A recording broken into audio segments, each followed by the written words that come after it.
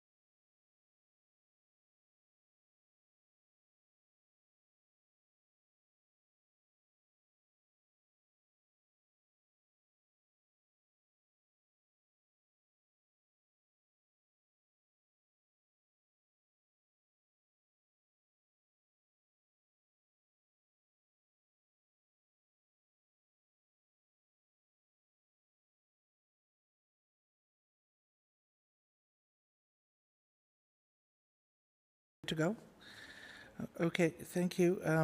Madam Clerk, if you could please read the motion to reconvene in open session. It's moved by Councillor Armstrong, seconded by Councillor Fraser, that Council rise from closed session and authorize the Administrator, Cornwall SDG Human Services Department, to implement the recommendations contained in the confidential Social Services in-camera report dated May 16th, 2022. All in favor of the motion? Carried. Thank you very much. And yeah, so we'll be having two delegations.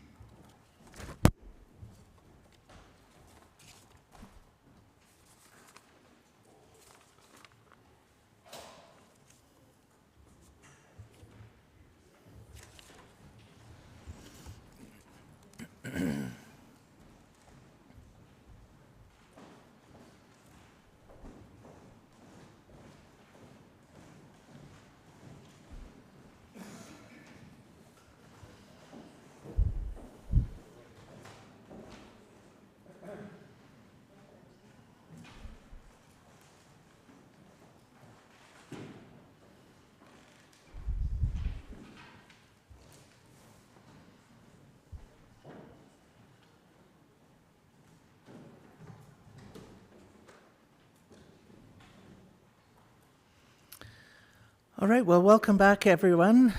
We're back in open session. We have two delegations this morning joining us in person. Thank you for making the trip. We appreciate it.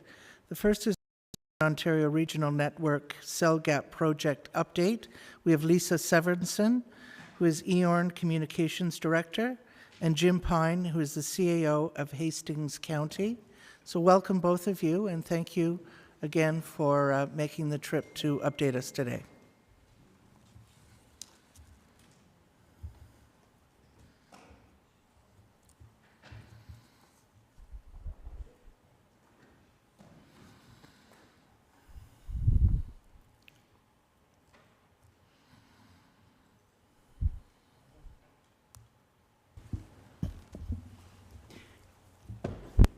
Good morning, Your Worship, members of Council. It's great to be back in SDG. It seems like it's been a very long time since we've been in these great chambers, so it's wonderful to be here. Thank you for inviting us to do our presentation today. As you mentioned, Your Honor, Lisa Severson is the Director of Communications for the Eastern Ontario Regional Network.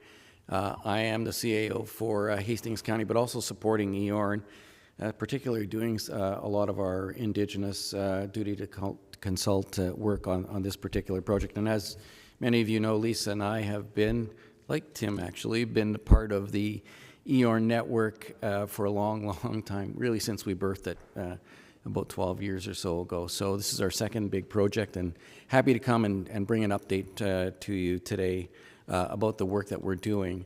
One other thing that we'd like to do just at the end is to talk briefly about what's going on with the Ontario government's largely current connectivity program that they have going, and where EORN fits or doesn't fit into that, and lots of time for questions. But we'll start with the Cell Gap project as an update. As many of you know, when we started talking about improving cellular service around Eastern Ontario, and of course including here in SDNG, it was a daunting task to think about that because we saw not only is broadband really important for people and businesses to connect to the internet and do that kind of work, connectivity is also about cellular or mobile technology. And in Eastern Ontario, we started talking about this back in 2014. It's taking us a long time to do all the engineering work and get all the approvals in place. But we know that there are big areas where there are coverage problems in Eastern Ontario, including here in the counties.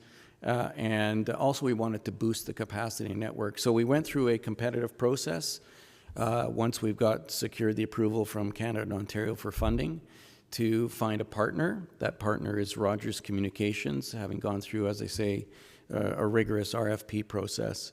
The project itself has about 300 existing Rogers sites that will be upgraded to the newest long-term technology evolution, or 5G. So those sites are currently in the process of being upgraded. We need to build about 265 or so more new sites across Eastern Ontario to close all of the coverage problems that we have and to boost that capacity across the network. 75 of those sites are probably going to be co-locations where Rogers will locate on another third-party tower. That helps us reduce the number of builds that we have to do. So all of that work has been engineered and is going into the project. This slide is, every time we come and do a presentation, it's really out of date because the upgrades are going on literally as we speak. I think, Lisa, we're up to about 170 or so upgraded towers at this stage, and we expect that by the end of this year, all 300 or so existing sites at the end of 22 will have been upgraded to the latest 5G technology. So that's an important milestone for us in the project. We have to do everything by the end of 2025. That's our contract with Canada and Ontario, and of course Rogers has a contract with EORN to do the work. So we don't have a lot of time given the scope of the project, but we're very busy trying to get the towers sited and of course having the towers upgraded. We've got some coverage goals that are baked into our contract with Canada and Ontario and subsequently baked into our contract with Rogers, and I'll speak to that just very briefly. And something that EORN does that is not like a normal kind of funding program is that we enter into long-term service level agreements with our private sector partner. In this case, it's Rogers. Because what we want to do is not just build the infrastructure, we want to make sure that the service that gets delivered across that infrastructure is the service that we contract for. So we have a long-term arrangement with Rogers 5 years past the construction so that whatever they've contracted with us in terms of delivery of service will happen. So we monitor that over the long period. In our previous project, we had 10-year contracts with our various partners in the first broadband project that we did. They're still running. Those will continue through 2024, actually, and EORN continues to monitor those. So it's something different, the way EORN does this, because we want to make sure that the service that we buy or contract for is delivered. As I said, in terms of benefits, we're trying to close those coverage gaps. You'll see a map in a minute that speaks to it because we want people to stay connected once they get on the cell network, continue to do the work, or whether it's make a call ubiquitously and continuously. So we need to boost the capacity and, of course, close those coverage gaps. One of the important public safety pieces of this project, in our opinion, is the ability for folks to make a 911 call. And if you've driven across the large parts of Eastern Ontario, there are sections where you cannot make a call of any kind, never, mindless or despite even a 911 call. So we're going to fix that with the project, and that's really important. We also think having a good and robust cellular network and connectivity around mobile is good for our own municipal services, like a paramedic service.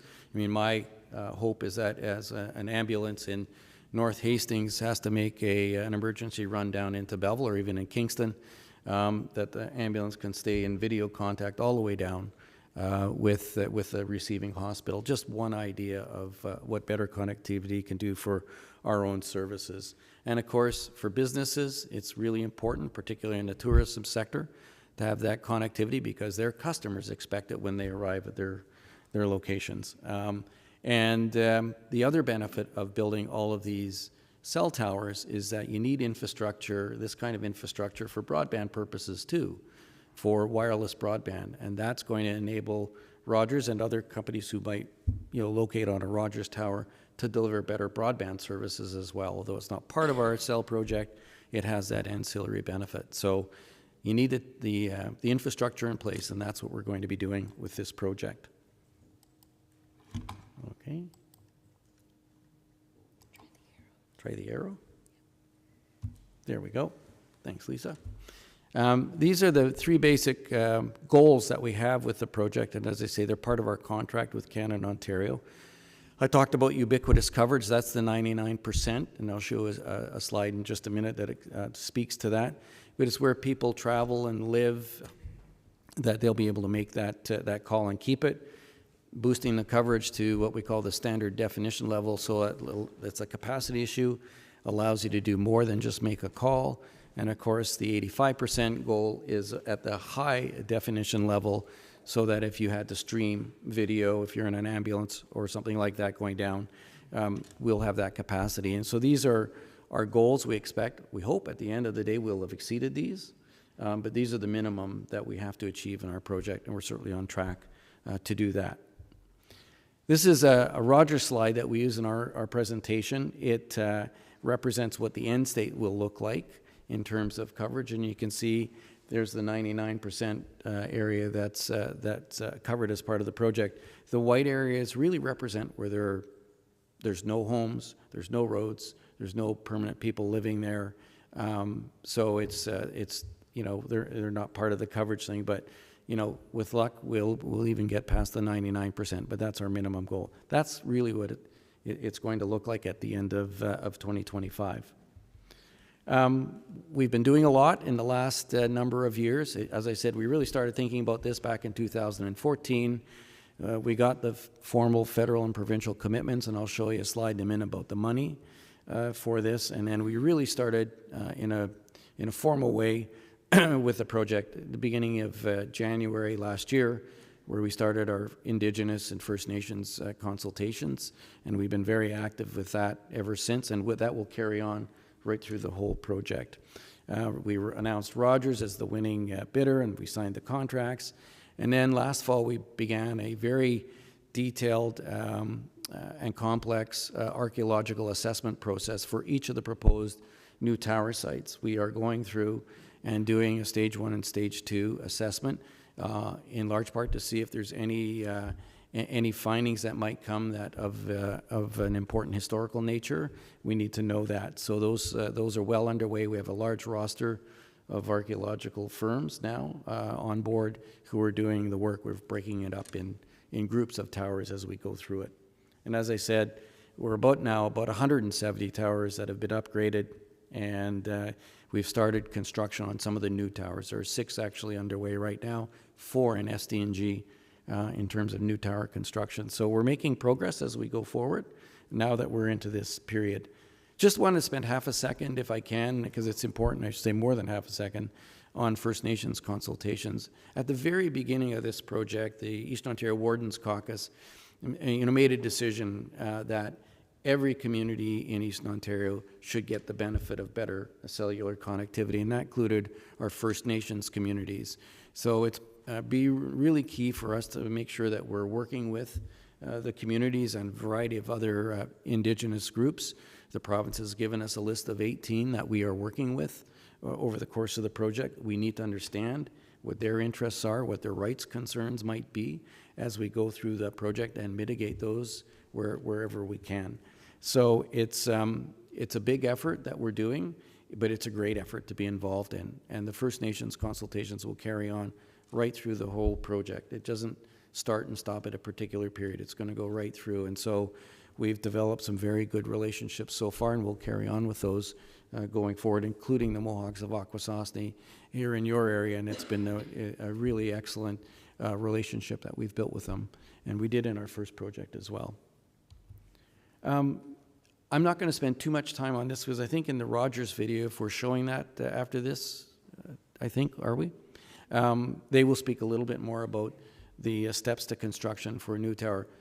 All I say in this slide is it can take up to 2.5 years to get from the start of finding a proposed tower site to the end of approval for construction, to getting to construction. There's all of these steps in between that Rogers and EOR needs to go through in order to get a tower site to construction. So it takes time and a lot of effort, but that's what we have to do as part of the project. Quick slide on financing, how we're paying for this. It's about a $300 million investment in Eastern Ontario in terms of the technology and the infrastructure. Rogers, through our competitive process, have agreed to contribute $150 million of their money into the project. The Government of Ontario and Canada each agreed to contribute about $71 million to the project, and the EOWC, of which, of course, SDG has always been a leader as a member, is contributing about $10 million, and your share of that is just, I think, $575,000 or so. So we always want to say thank you to you and to your communities for supporting the project, but it will, at the end of the day, deliver about $300 million of new investment into the region. And we always also like to say EORN itself, we think, is a pretty cost-effective organization. We anticipate about 6% of total costs will be project management costs. And that's quite a bit less than normal other contracted projects. So it's just the way we do our business. So we try to put as much money into the infrastructure as we can. So lots going on, particularly this year. You can see the slide, and I think Rogers, the video will talk to this as well. And we're looking at about 40 or so tower builds and co-locations. The uplifts will all be done this year. The site acquisitions, as the slide says, will be carrying on, and that'll carry on for a number of years and through the LUA process and our consultations with First Nations. So there's lots of opportunity for, once we get to the new builds, for further announcements, which we will be working with our partners on, including yourselves, as we go forward. 2022 is going to be a very busy year, and already is for us, and it will carry on. That is, Your Honor, that's the piece about the cell project. The next couple of slides are just very quick, if I can get through them, on what we see is going on in terms of the broadband program that Ontario has underway. You'll know that they've passed a number of pieces of legislation to support their rollout of broadband connectivity. Their goal is to connect every location or home and business that's not connected to high-speed internet services to at least 5010 by the end of 2025. The program is entirely run by the province of Ontario. EORN has no role to play in it. So what we're doing is monitoring the activities of the province to make sure that the work is going and moving forward. The province has run a reverse auction with blocks or lots of Ontario broken up into geographic areas. Those are not public yet. They haven't been made public by the province. We don't know who's won any of the lots at this stage. Those haven't been announced.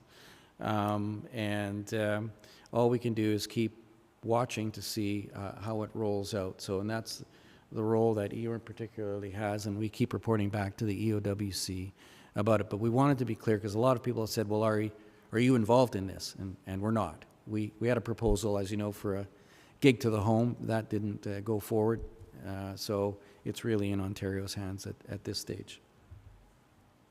It importantly means something for each of you, though, in your home communities, because the statutory work that the province has passed, or the legislation, their program is built on getting access to municipal rights-of-way and passive infrastructure.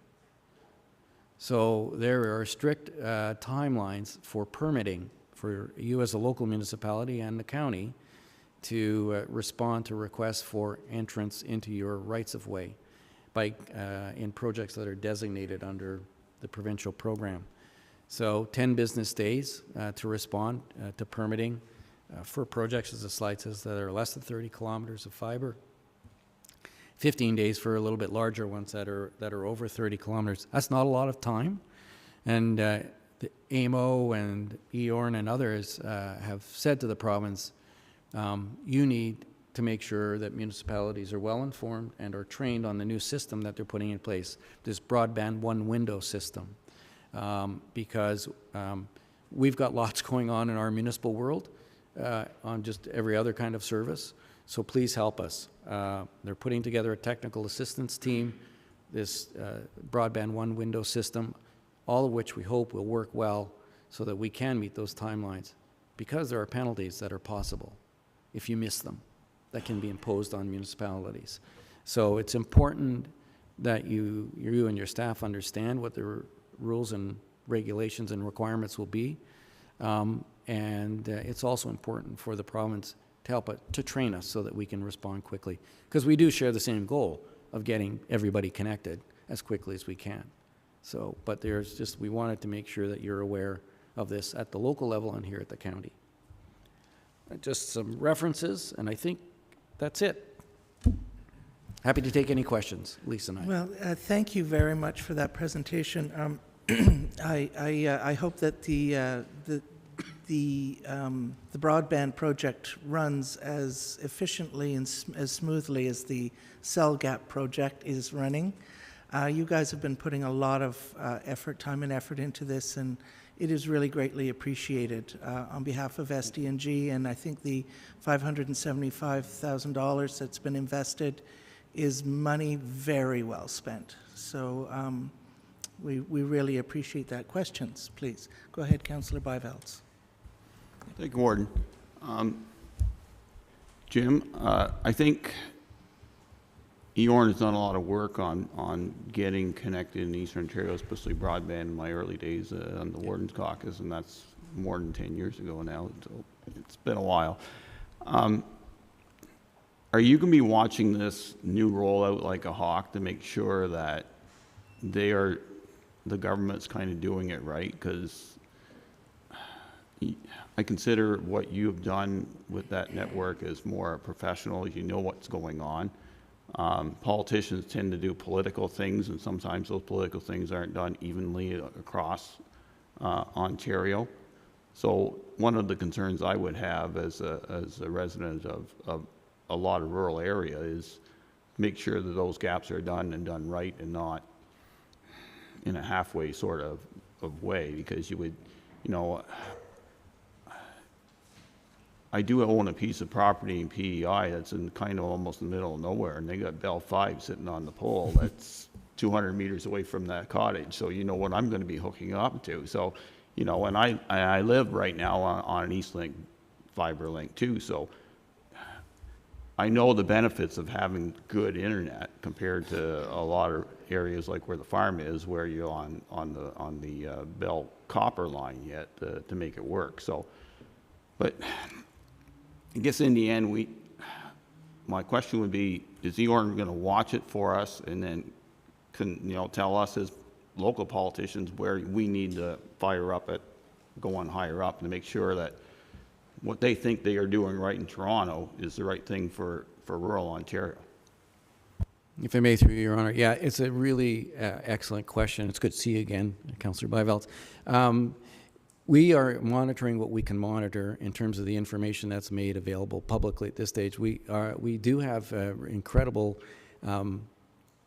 behind-the-scenes mapping expertise and staffing expertise that we're doing what we can to monitor, but it's dependent upon what information is provided publicly.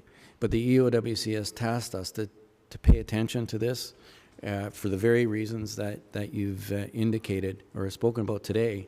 And so we will be doing the best that we can to monitor what's rolling out. We've been encouraging the province to release information so that we can do that work. There are lots of other organizations around around the province really that have the same interest in finding out what's happening, where it's happening, and when it's happening. So it really is dependent on what gets released. Most of the information right now is covered under non-disclosure agreements that need to be signed, and largely with the private sector companies that have been bidding on it. So we'll do the best we can, and we'll come back and let you know. Thank you. Councillor Gardner, go ahead. Thanks, Warden Williams. Great presentation. I do like the fact that you highlighted the importance of 911 calls. I can go to Bon Echo Provincial Park, and I think I have to stand out in the middle of the lake with 1 foot up to get service. So, my family has often talked about, if something happened, you do not have the access to your cell phone when you're out there. Councillor Byvelds just asked my one question that I had concern about, and it was the analysis after completion to make sure that there aren't still dead zones, that it's not a case of, oh, well, we did this project, we did the investment, because it will matter to the people that are not receiving that coverage. So you answered that. And my other question is about the broadband expansion and EORN's role in making sure that this isn't a massive download to the municipalities. Like, I just, the staffing time with the turnaround, and I mean, all of us sitting around this table have had a situation where a staff is on leave or whatever case, yep. and depending on what the fines would look like and that type of thing, could absolutely damage a local municipality. So just wondering if there's been talks about, that and what that looks like. Yeah, I can assure you, Councillor, that in the discussions that we've had, and Lisa's probably had more than I have, with the province's team that's working on this, we've made very clear that municipalities are largely at capacity doing everything else that we have to do for our own work and other services. So you must do what you can to help train our people and understand that there may be one person in the municipality that is doing a multiple number of different kinds of jobs, and it might be falling to that person to respond to permitting fees, because there's capacity is an issue in a lot of municipalities. So we've made that really clear and continuously. We wanted to have longer periods of time, although we recognize the importance of moving fast on deploying broadband. 10 days is a very short period of time. And we all made a big pitch to have that change, but that did not happen. Go ahead. Thanks. And that is the concern. I mean, the smaller municipalities, our staff and staffing levels are always a major concern. And I mean, if you're looking at potentially having to hire someone that's trained on this specifically, it could be quite tricky for our municipalities. So thank you. Okay, thank you for that. Go ahead, Councillor Dworsky. Thank you. Through you, Madam Warden. Just before you ask your question, can you just please take your presentation down, because we have a councillor who's online. Oh, I'm sorry. If only I knew how to do that. Escape.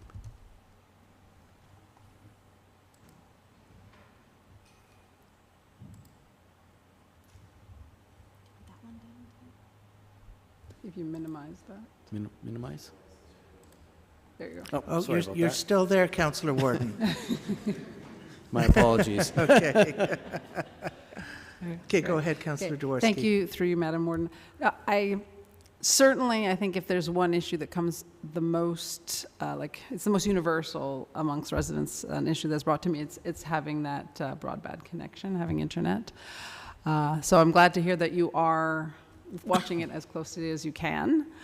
But I guess I wanted to come back to the cellular coverage, what you've provided on that, and just congratulate the efforts of the Wardens Caucus, because, I keep going back to that coverage map of our region, and it's just absolutely incredible about how well covered we will be in terms of this upgraded cell service. And so I think that that's really a testament to the perseverance that your group has put towards that. So congratulations on that. And certainly it's been mentioned before, but this issue of safety when it comes to 911, I think we don't talk about that enough, just how much this can literally save people's lives, having this enhanced cell coverage. And when you were talking earlier about how so much business relies on this, that's certainly true. I've had to pull over on the side of the road when I had to do Zoom calls for work, and sometimes you pull over in a good spot, and sometimes you're not in such a good spot. It doesn't allow you to do it. But thinking too about our major industry here, agriculture. I mean, smart ag, cellular connectivity. I mean, it's so reliant on that, and that this will allow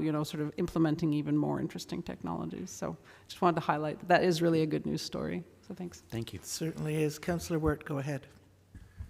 Through you, Madam Warden, and just following up on Councillor Jaworski's comments, because I think the most exciting part of this project is what we haven't imagined yet.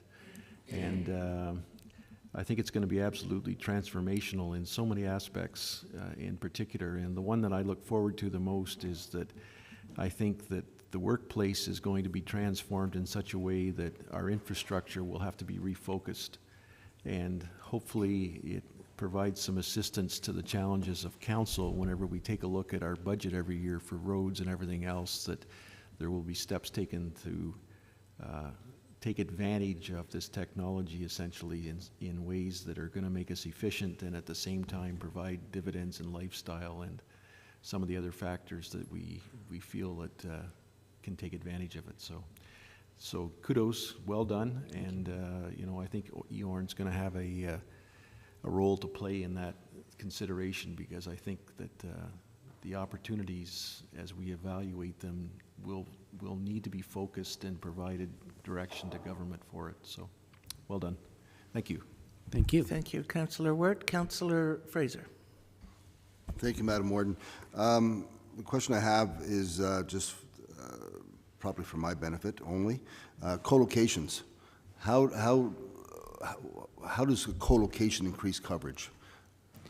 Instead of, I guess the easy answer, instead of building a brand new tower, if there's an existing tower that's not owned by Rogers, it's owned by somebody else, and if we could just put gear on that tower it would close a coverage gap in the Rogers network. So that's why co-locations are important, and it's something that goes on in the industry, regularly. They work together. They have a process for going through and getting co-locations approved, but it's all about, instead of having to build an extra tower, if you can use an existing tower, whether you own it or another party owns it, it just makes good sense in terms of knitting the whole network together. So, if I may, Madam Warden, so the co-location supports Rogers then? The coverage is already there, if it be a Bell or Telus or... It could be, it's or already- it could be a different kind of tower that is, might be a Wi-Fi tower. If it's built strong enough to take the gear, largely they're cellular towers of other companies, for sure. Thank you. Okay, Councillor Landry, go ahead. Through you, Madam Chair, or Madam Warden. So same remark as Councillor Fraser. A prime example is there is a tower the lease has been signed in North Stormont for Rogers.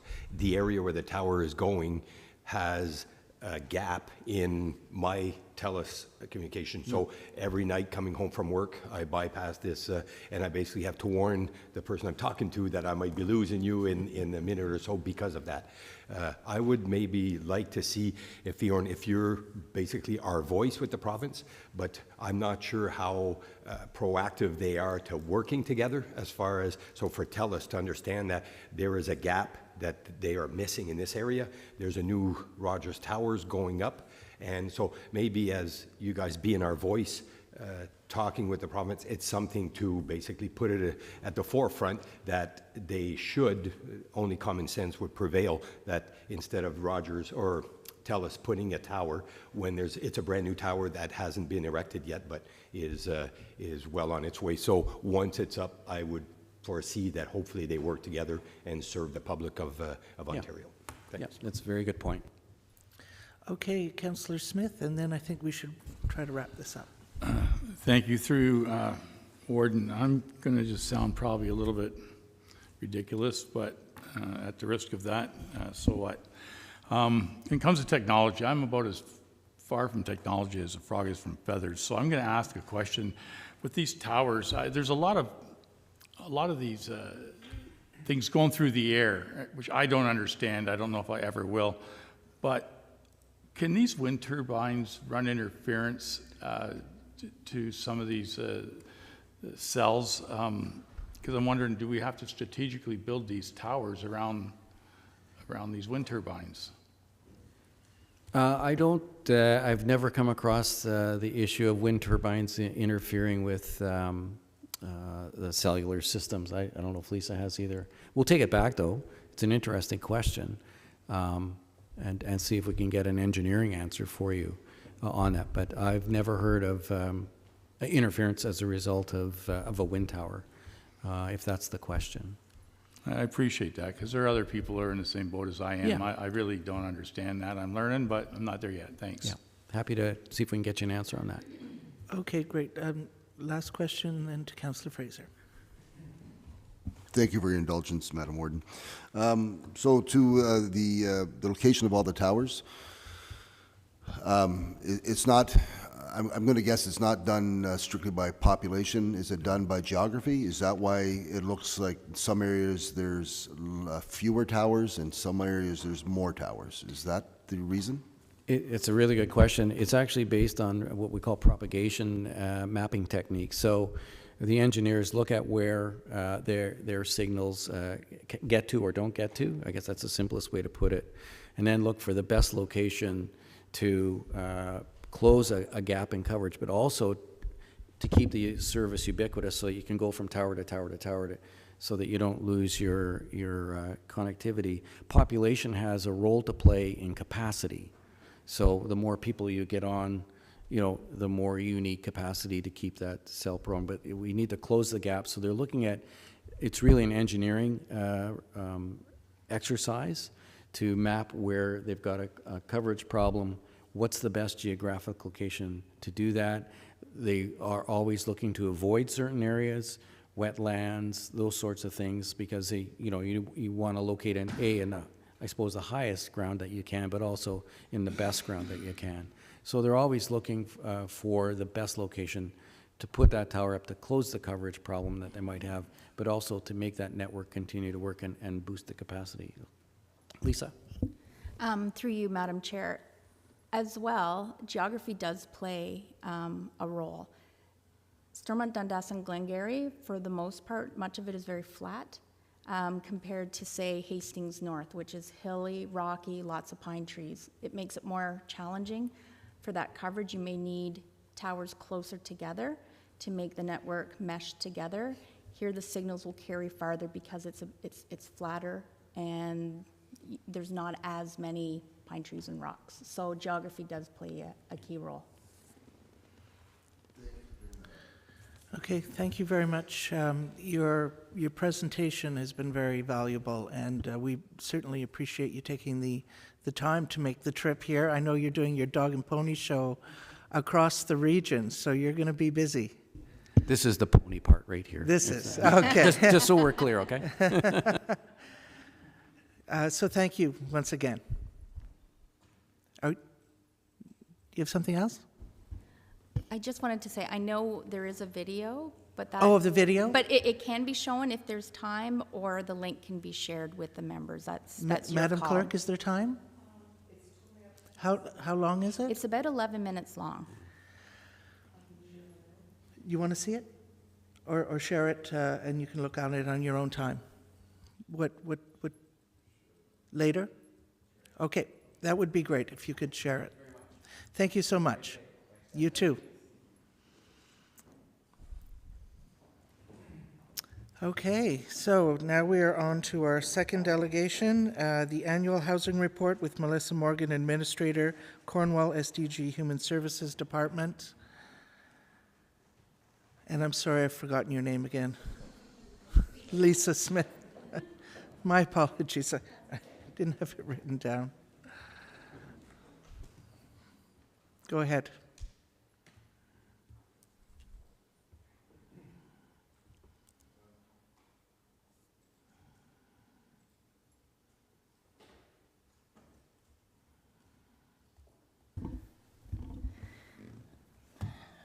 Good morning, Warden Williams and Council. Thank you for the opportunity to present our 2022 annual housing plan to you this morning, annual housing update to you this morning. With me is Lisa Smith, the Housing Services Manager for the Cornwall SDG Human Services Department. The last 2 years have really presented a unique set of challenges for everyone.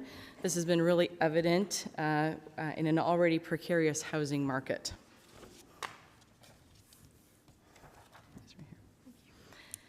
One more.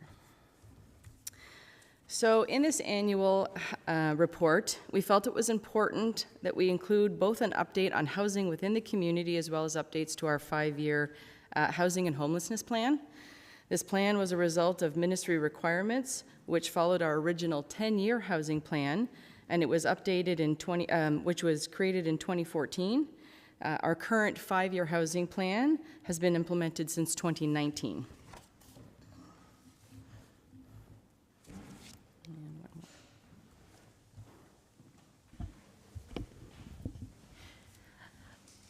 Essentially, we were entering into a housing crisis before the pandemic.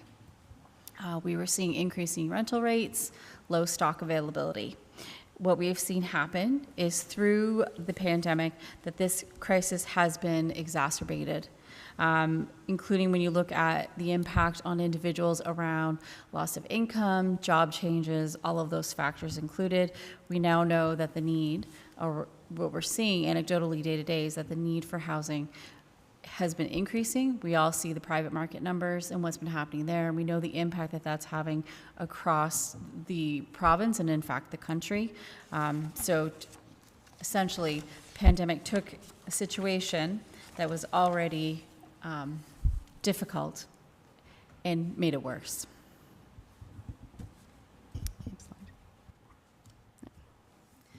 So we thought we'd also include some emerging trends. These numbers are from February 2022. The information on this slide is important to show home ownership. It is the driving factor for our lower vacancy rates. The higher house prices are and the more unaffordable it is, individuals are moving more into the rental market, which is taxing the rental market even more than it has prior to the pandemic. So this is just a housing snapshot. There are many articles related to housing affordability and the crisis currently in Canada. Especially now, it's evident, and it's really impacting smaller rural urban communities and Eastern Ontario. On this slide, we really wanted to bring your attention to the chart on the lower left, which shows the disparaging difference in the increase of the average house prices versus the average increase in income growth.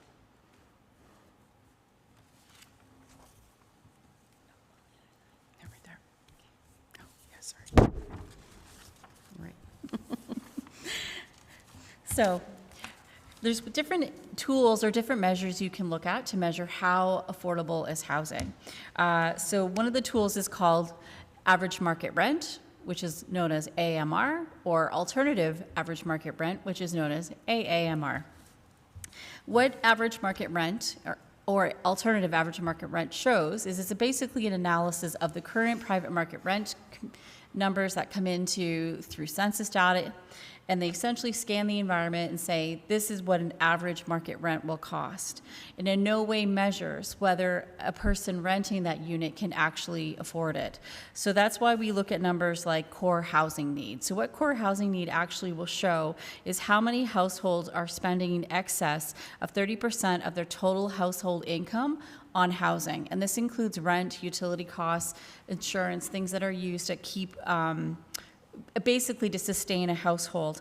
So essentially the numbers that you see on the top left of my screen essentially give us a sense of what we're seeing in Cornwall. The other thing I should let you know is Canada Mortgage and Housing Corporation prepares this data. They only do it by CMA, or Census Metropolitan Area, which is only the city of Cornwall. So essentially these numbers represent the city, but they're meant to be a snapshot of what's happening across the region, just to give you a sense of affordability, but there is some limitations in terms of the county representation within that data. So the next question is, we now know how affordable housing is, how available is housing. So typically this is measured through vacancy rates. Vacancy rates will let us know essentially when we look at housing availability in a community, how much is available for either rent or purchase. Typically, the historical Canadian average is 3.2%. You can see Cornwall and SDG sit somewhere between 2.6 to 2.8. Again, these numbers are, some of them are recent only as of October of 2021. So at this point, from what we've heard, it's quite likely that these vacancy rates are no longer reflective of what we actually know is available stock within our community. Other things that we have put into place are tools to help individuals secure community housing. So we do manage a centralized wait list. Right now there are 478 households on that wait list, and that represents both residents of city and county. And right now, if you were a single adult waiting for an affordable or rent geared to income unit, you would wait 4.3 years.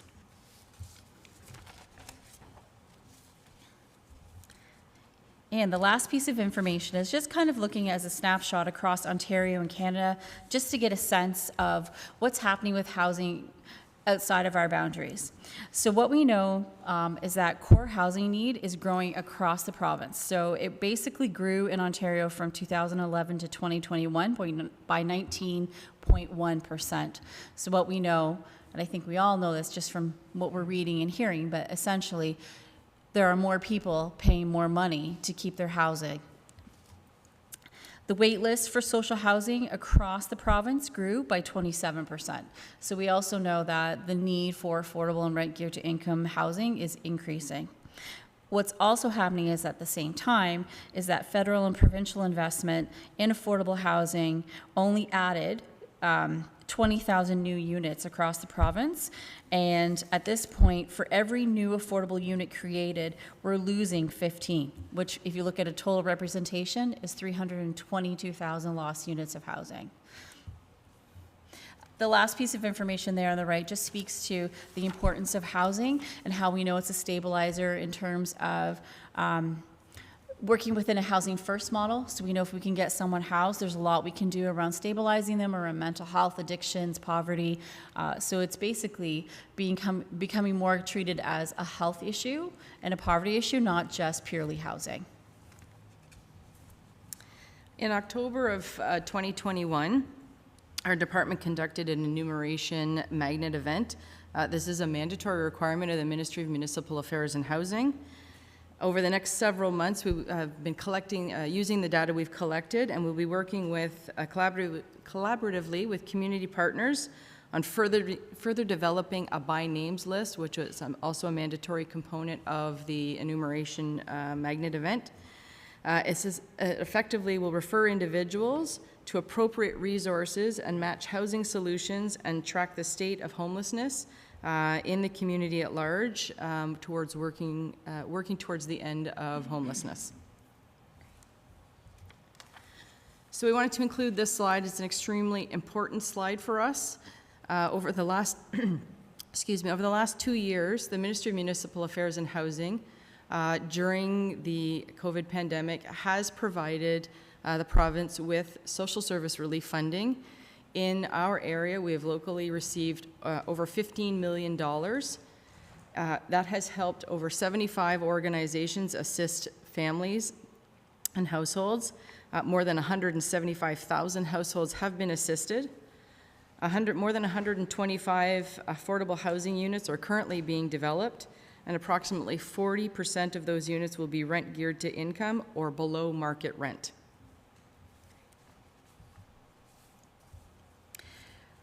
One of the other ways that we have worked towards addressing housing in our community is to create a housing revitalization plan.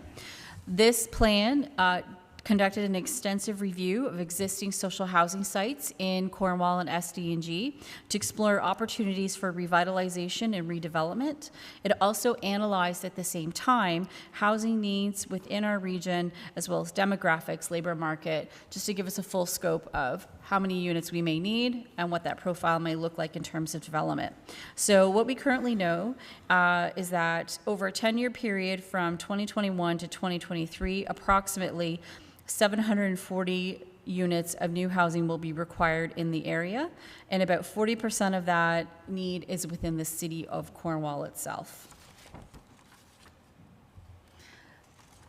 So, to enact on our housing revitalization plan, and I don't know if anybody's driven by 9th and McConnell recently, but we are actively building a 77-unit, one-bedroom apartment complex. At this point, there will be 24 rent geared to income units, 24 median market rental units, and 28 market rental units. And what's starting to happen more is we're looking at doing mixed income housing. It makes a project more viable, but it's also better for the residents in the community by bringing everybody together into a single property or community to live together, so that we're not just segregating RGI and affordable housing properties within our community. At this point, we're targeting occupancy for these units of April 1st of 2023. Another piece to note is approximately 15 of these units are also barrier-free units to help individuals within our community and to help individuals as they age to age in place.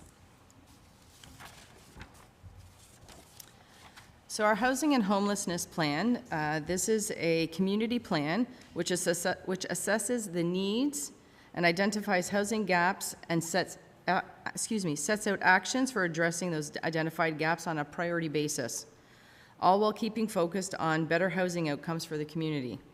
In addition, our original vision and the updated plan identified, there was an original vision from the original housing plan, 10-year housing plan, and the new plan, the updated plan, includes several additional vision statements that will help guide us for future strategic and action plans. From this updated housing and homelessness plan, there were 4 new community visions that were created. Each vision will be reviewed on the coming slides. Great. So, Community Vision 1 essentially is that people experiencing a housing crisis are housed or sheltered.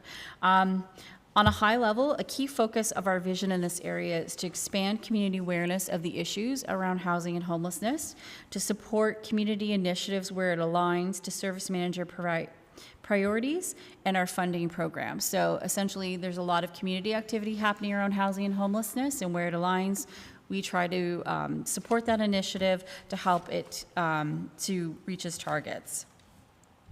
In terms of successes that we've had in terms of this vision, we've been, as Melissa mentioned, we're working towards, implementation of a by names list. We conducted an enumeration of homelessness in 2021. We also created a tenant guidebook so that tenants living within our community would know their rights in terms of living within a rental property.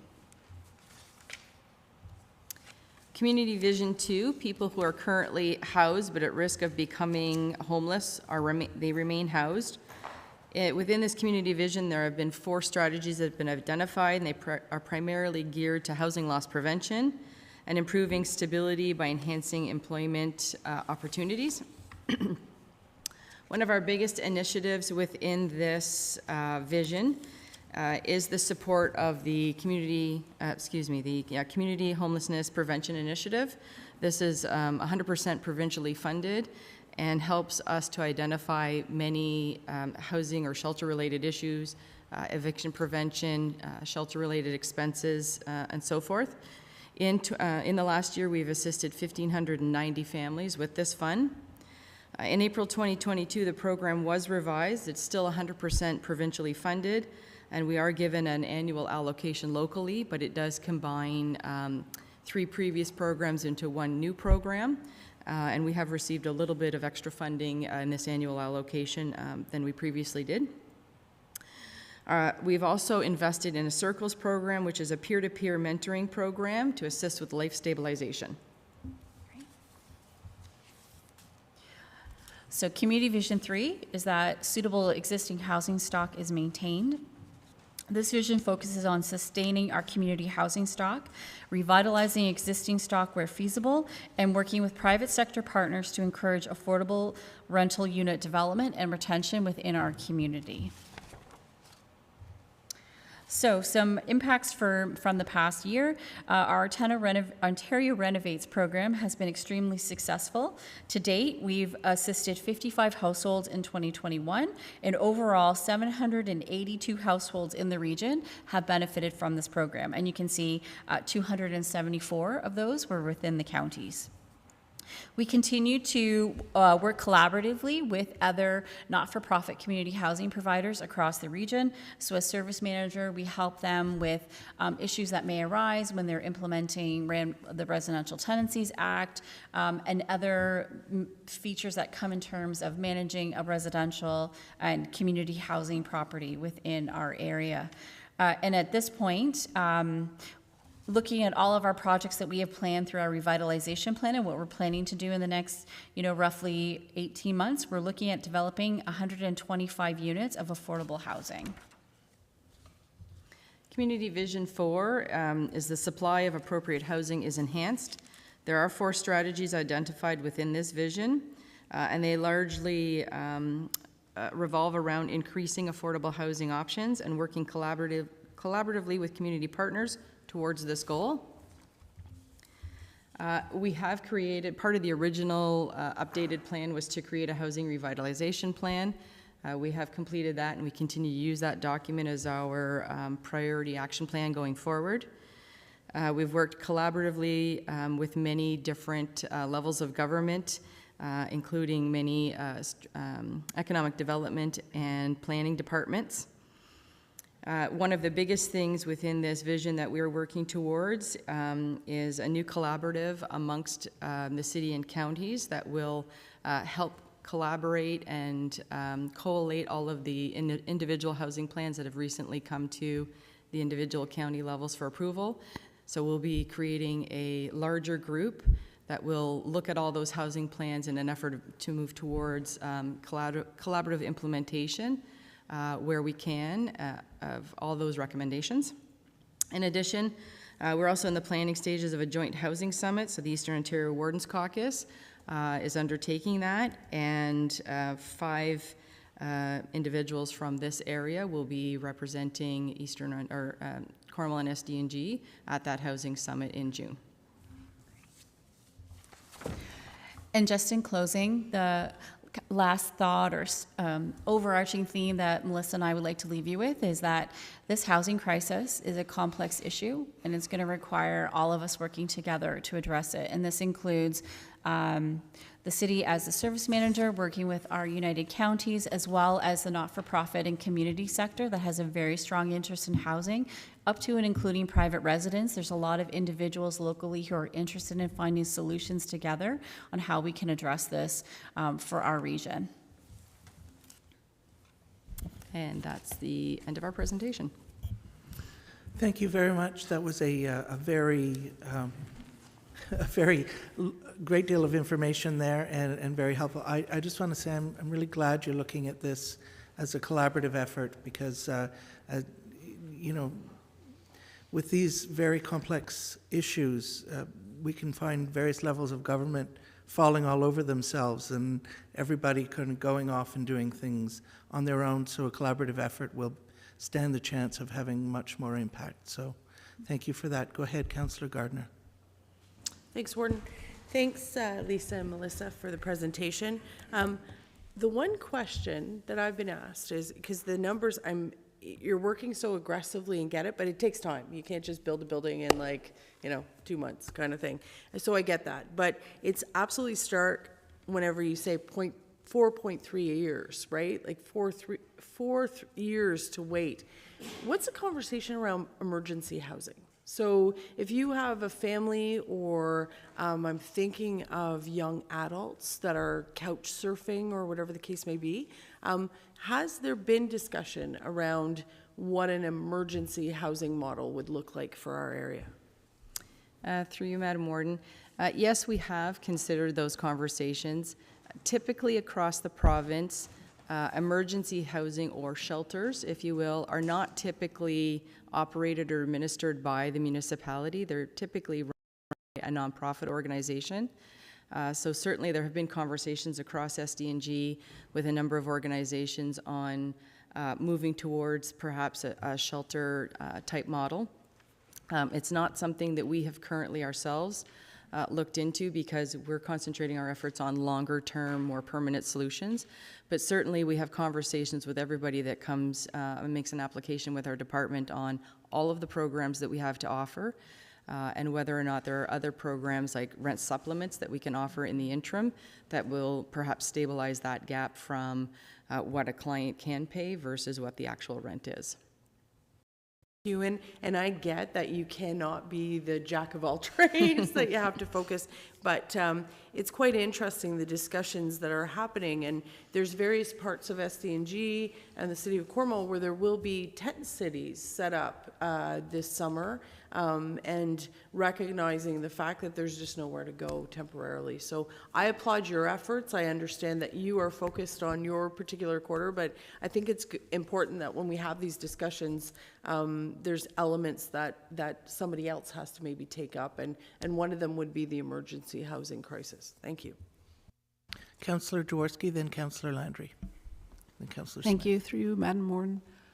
Thank you very much for your presentation. And while you were speaking, I was trying to sort of consolidate what you're saying with a presentation that we had at the township level from the working group, the homelessness working group.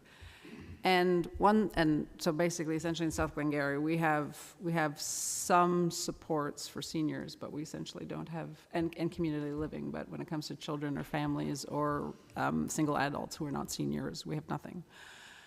And so I guess I'm looking for your perspective on this, or maybe correct me if my thinking is out of whack here, but it seems like, and I don't know if this is a historical thing, that we've had a lot of this housing and supports, at least in terms of where the poverty is in our region. Certainly we do have seniors who are poor, but my read of the data is that we actually have more children who are poor, and then, who are in poverty, and also their families. So I feel like there might be a bit of unbalance there in terms of the supports that are available for, older residents versus the children who seem to be sort of more affected right now. So I'm wondering if you could comment that, if I'm off base, please let me know, or if, is there a change in focus or how we can try and help those groups specifically, the ones who are underserved right now? Through you, Madam Warden. Absolutely, to your point, we are seeing that as well. And one of the areas that we'll be working with is whether or not we need to provide supportive housing. So as we continue on our long-term development plan, it's not just affordable housing, but are there needs for supportive housing where we can bring those services within our complexes and offer the services right on site. So I think that's the beginning stage of this collaborative that we're going to be forming, and looking at all of those housing plans and what the needs were of those housing plans, and determine who we can bring in to have those conversations with, or who we can pass that information on to identify those gaps and address those gaps in the identified areas. Councillor Landry, then Councillor Smith, and Councillor Fraser. Thank you, Madam Warden. So both Melissa and Lisa, thank you for the presentation. Now, as far as all the data that was gathered, do you guys have a way of identifying if there's, now I know it's city and county, so let's speak on behalf of the county at this point, but in the county, if there's an area that's more of a need? I know we've been asked in the past of any surplus land that anything a municipality can do, and now it's more, is it more maybe site-specific to different areas that you can identify and say, you know what, North Stormont in our case, we need something in this specific area, and we can maybe put that work in play maybe sooner than later. So I don't know if the data that was collected, if it kind of elaborated where in the counties, or I see that South Dundas and Dundas have been identified earlier. So if you're looking at different areas, can you say in other parts of the counties where we could be looking at? Through you, Madam Warden. Certainly, everything we do within our department has to cover the entire geographic region. And so all of the information we have, we can identify those different areas. What we want to do, though, is we understand that each of the housing working groups has also further identified specific needs. And once we're able to come together and collate all those needs, then we can certainly map out where those needs may be, not just from a housing perspective, but any other needs that may be identified. They could be changes in development charges, or changes in zoning or bylaws and those types of things. And that's what we're hoping to endeavor to make a long-term plan from this group, and certainly we'll be presenting regular updates to both City and County Council on what those plans look like, so that if there are efforts that from a particular county you want to start addressing sooner than perhaps we can look at as a group, then we would certainly welcome that help as well. That's great. Councillor Smith, go ahead. Thank you. Through you. Thanks. We've been talking a lot about the need for 1 and 2 bedroom housing, and that we're going to be building more, and this is all great. I'm just wondering, how big of a problem is our overhousing? I know there's a lot of units out there where people, years ago were raising their 2, 3, 4 kids and had a house that was suitable for them, but now those kids are gone. And the people that are occupying these houses, they don't want to move for various reasons. 1, geographical, or 2, they're comfortable, and 3, they know that might take that 4.3 years for them to get into an apartment or a house that suits their needs. What are we doing, and what kind of plan do we have in place to get these people out and make room for the larger families? So through you, Madam Warden, certainly I will look to Lisa to assist with this question, but one of the things that we will be looking at is, as we create, as an example, our 9th Street development, one of the things we will be doing is first going to our overhoused list, because what overhousing means is that an individual, to Councillor Smith's comments, may have 15 years ago been given a housing unit that has 4 bedrooms, but now it's just a couple and only needs 1 bedroom. So they're overhoused, but they're only paying the rent of a couple, not of a family of 4. And so one of the things we want to do is concentrate on moving our overhoused tenants to a more appropriately sized unit, so that we're maximizing not only the rent in that one-bedroom unit, but then in turn can go back to our wait list and offer those larger units to families that have been waiting and maximize the rent in those units as well. Yeah. Okay, great. Councillor Fraser. Thank you, Madam Warden. Earlier in the presentation, you talked about for every affordable unit built, there's 15 lost. What is causing that 15 to be lost? Or just a generalization, please, not to be too specific. I'm sure that's not. Through you, Madam Warden.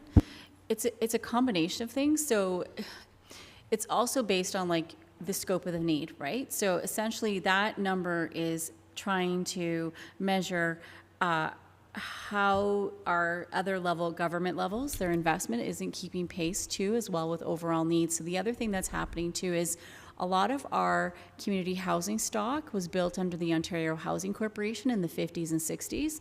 It's getting harder to maintain. It requires large scale revitalization. Sometimes you have to take a whole building down or parts of a building to fix the problems that are within that community. So essentially what's happening is, as we do all of that important work to kind of keep the stock up to date, the investment isn't coming behind to also build enough units to completely replace everything that we have to fix and correct within that stock that's older. And if I may, Warden, I think the private sector also is a factor in this as well, is that you're not necessarily getting private market owners who are continuing to want to invest in rental units, or if there are larger renovations that need to be done to maintain those units, they're simply selling them, or they're not investing that, and so those units end up getting lost as well. I think for the large part, this is really prevalent in Western Ontario. It's not as prevalent in Eastern Ontario because we tend to keep the units we have. Even with the private market, very few landlords are moving away from rental units to non-rental units. Thank you for clearing that up for me. Okay, Councillor Armstrong, then Councillor Bivalds. Thank you, Madam Warden. It's more of a statement than a question for you ladies, but for some of the questions that are going around the table, and obviously we're all thinking about our own areas, including SDG, but what can we do in our backyards? Some of the things that have been successful in other provinces and in Ontario, and would greatly help out the Human Services Department, I believe, is making sure that as municipal councillors that we have project-ready properties. Maybe we never get the project, but you have your project-ready properties, as we see with South Dundas. It just their money became available. They happen to have a property. We see down east that there are provinces and areas that are having they own properties that they are willing to change over for $1 for affordable housing, and whether that be a private investor or whether that be a similar parallel to what these ladies represent. It's not going to solve itself. I mean, it may never solve itself, but it's not going to solve itself if we just sit on our hands and wish, why didn't North Dundas get one? South Dundas got something, we didn't get something. I'm not saying that's what people are doing, but we're not ready. I mean, just to speak specifically about our area, we don't own a piece of property that could fit into it. So even if you came to us and were bothering us and saying, we really want to give you money, we want to build, so that's on us. So especially as a council, if we start thinking of that and making sure that if we all agree and identify this as being a problem, we should be looking wherever possible to see if we can accrue a spend. I know we're not real estate, conglomerates, but we could certainly hold a small amount of property that would be suitable for some of the projects that these ladies are talking about. And that's something that we can do to alleviate some of the problems there and at the grassroots level. And you see, you don't have to Google very far to see people that have been inventive in finding ways to get their municipalities open to it. And I think that that's something that hasn't really been lacking, but there's been a million other things for all of us, all of our councils to take stock of. And I think that this is something that we should start to take stock of and reach out to you guys. I know a lot of the conversations that we had over this at the Shared Services Committee was based on how are you reaching out? Well, we need to be proactive and reach out to you guys too, so I think that's just my comment on that, Madam Chair, and just for people to think going forward on that. Thank you for that. Councillor Bivalds. Thank you, Warden. And thanks, Melissa and Lisa, for the presentation. I think, housing has been a very key issue in not only in SDG Cornwall, but all across the country, and housing prices have gotten to places that nobody would imagine, and along comes the rental market that goes along with it. And I know, looking in our local papers, and I'm not on other social sites, but there's nothing to be had, and that's a challenge not only for us as municipalities, but it's for all Canadians, and how we're going to get to where we need to get to. I do, as you know, I'm on the Joint Services Committee, and I tend to focus a bit on housing, and I do appreciate what goes on in Cornwall, but as Councillor Armstrong has alluded to, we in SDG need to be ready to do what we need to do to get social housing moved out of the city and into our areas. There's land available, and if there's other lands that need to be purchased, maybe we need to deal with private sector, but let's deal with the easy stuff first, and then we'll go on from there. But thank you for the presentation. Do you have any comment on that, or you're good? If I may, Warden, I think one of the things, again, that this collaborative is going to do is create a 5 to 10 year development plan. So we will then take all of these lands. What we'd like to do is to, Councillor Armstrong's point, is make them shovel ready, because we find we're typically behind the 8 ball when ministry funding is announced. It's extremely difficult to, in the short amount of time, to turn around to identify development, make sure it's shovel ready. So one of the things we'll be doing is, once we've identified lands, we would like to hire a company to come in and do site design on all of those lands and complete all the geotechnical surveys that need to be done, so that we can just exactly that, pull a document off the shelf and say this one's next in the priority, it's shovel ready, and away we go. That sounds like a great plan. So I'd like to thank you. Is this collaborative are we going to be seeing, getting regular updates then? Absolutely. So we're starting the initial conversation with all of the CAOs so that we can stress the importance of how important it is to provide staff to this collaborative and creating our terms of reference. And then we will be identifying, we'd like equal cross-representation from across the region, including the Human Services Department. And so once we can identify who those individuals are, we will start meeting regularly and then bringing regular updates to both City and County Council.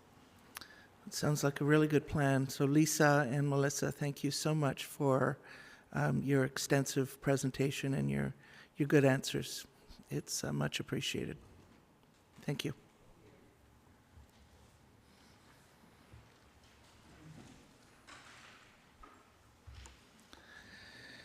Okay, I think we'll take a quick 10-minute break here, and then we'll get rolling.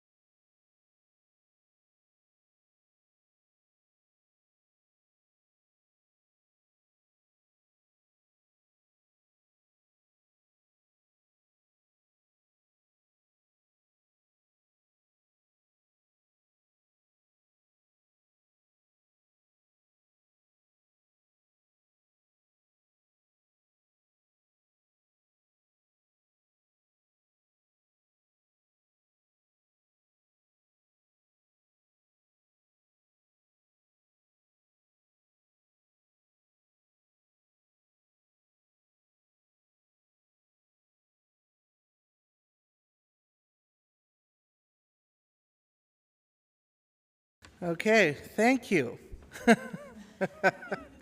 Now, we're going to get rolling on this agenda and hopefully get through it quick. We've had a lot of discussion already this morning.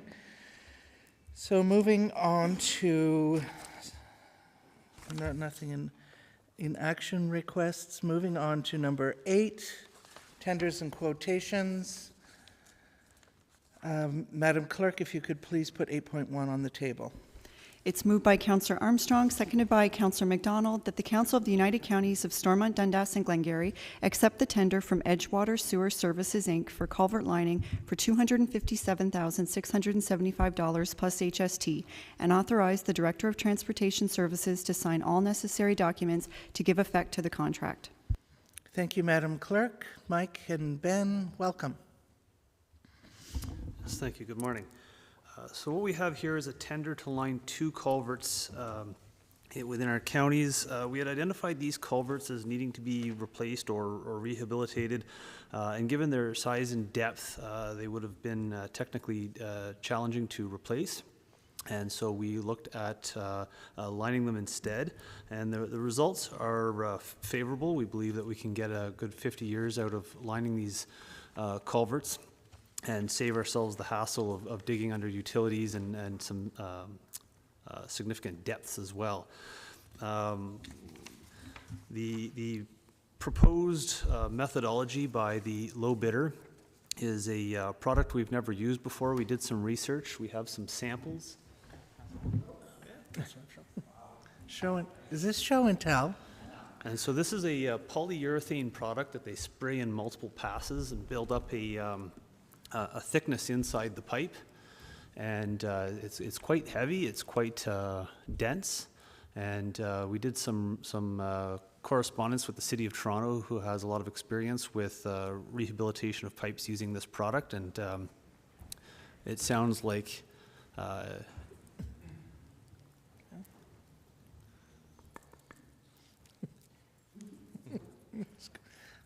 it sounds like it has the potential to give us what we're looking for out there. So the pricing here within budget, we intend to issue another culvert lining tender for smaller pipes later this spring. But as step number 1, we wanted to try and get these 2 pipes out of the way, and so this is what we've got before you this morning.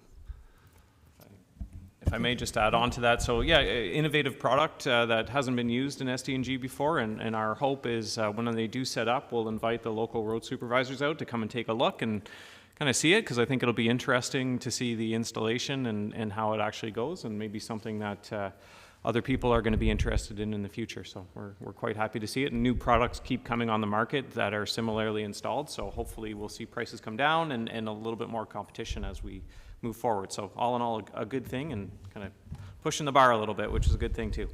Excellent, thank you. Questions? Councillor Bivalds. Thank you, Warden. Just a thought I had to my brain is the Hollister pipe issues. Is this something that could work and still be cost effective? Like, if it's as good as that and works, would it be an option? So actually, we did look at, for the ones that we were abandoning, we did look at a similar type of filling type of material. So it was like a foamed concrete to fill it up. It still gets pretty expensive. For the lining, so just for council's recollection, there's about 10 or 11 pipes that are in this Hollister pipe battery, we call it. We only need 2 of them to be in service, and the other 9 can actually be abandoned completely. And instead of digging up the County Road 31 to abandon it, our intention is to fill them full of grout and leave them buried under the roadway for someone else to find in the future. But the 2 that we can line, to be honest with you, it's going to be pretty straightforward to pull a polyethylene pipe through it. Like, we've got good access on both sides. So I think we would cost this out, but I would be willing to bet that the technically favorable and cost-effective way is kind of the traditional slip liner method, because we actually have the ability to reduce the diameter too. So we've got some play there. So it's my long way of saying we'd look at it, but I'm not sure it's actually going to be the right way. Great. Any other questions? Seeing none, all in favor of the motion? Carried. Thank you very much. Thank you. 8.2, replacement of Dorn Bay Culvert and Lakeshore Culvert. Madam Clerk. It's moved by Councillor McDonald, seconded by Councillor Armstrong, that the Council of the United Counties of Stormont, Dundas, and Glengarry accept the tender from Coco Paving, Inc. for the replacement of the Dorn Bay and Lakeshore culverts at their unit prices totaling $776,000 plus HST, and that the Director of Transportation Services be authorized to sign all documents to give effect to the contract, and that Council authorize the use of the SDG Bridge Reserve to offset any over expenditure associated with this project. Thank you. Go ahead. I'm stealing Mike's joke here, but do you want the bad news first or the bad news? So we'll start with the bad news. This is not Dorn Bay or Lakeshore. This is Black Creek Bridge, and we just wanted to put something on Council's radar because this just came to our attention late last week, and we do want to make sure Council's informed as to what's going on and ensure that any decisions you make on Lakeshore and Doran kind of have this in your mind. So with that, I'll turn it over to Mike, and he can go through what we want to talk about quickly.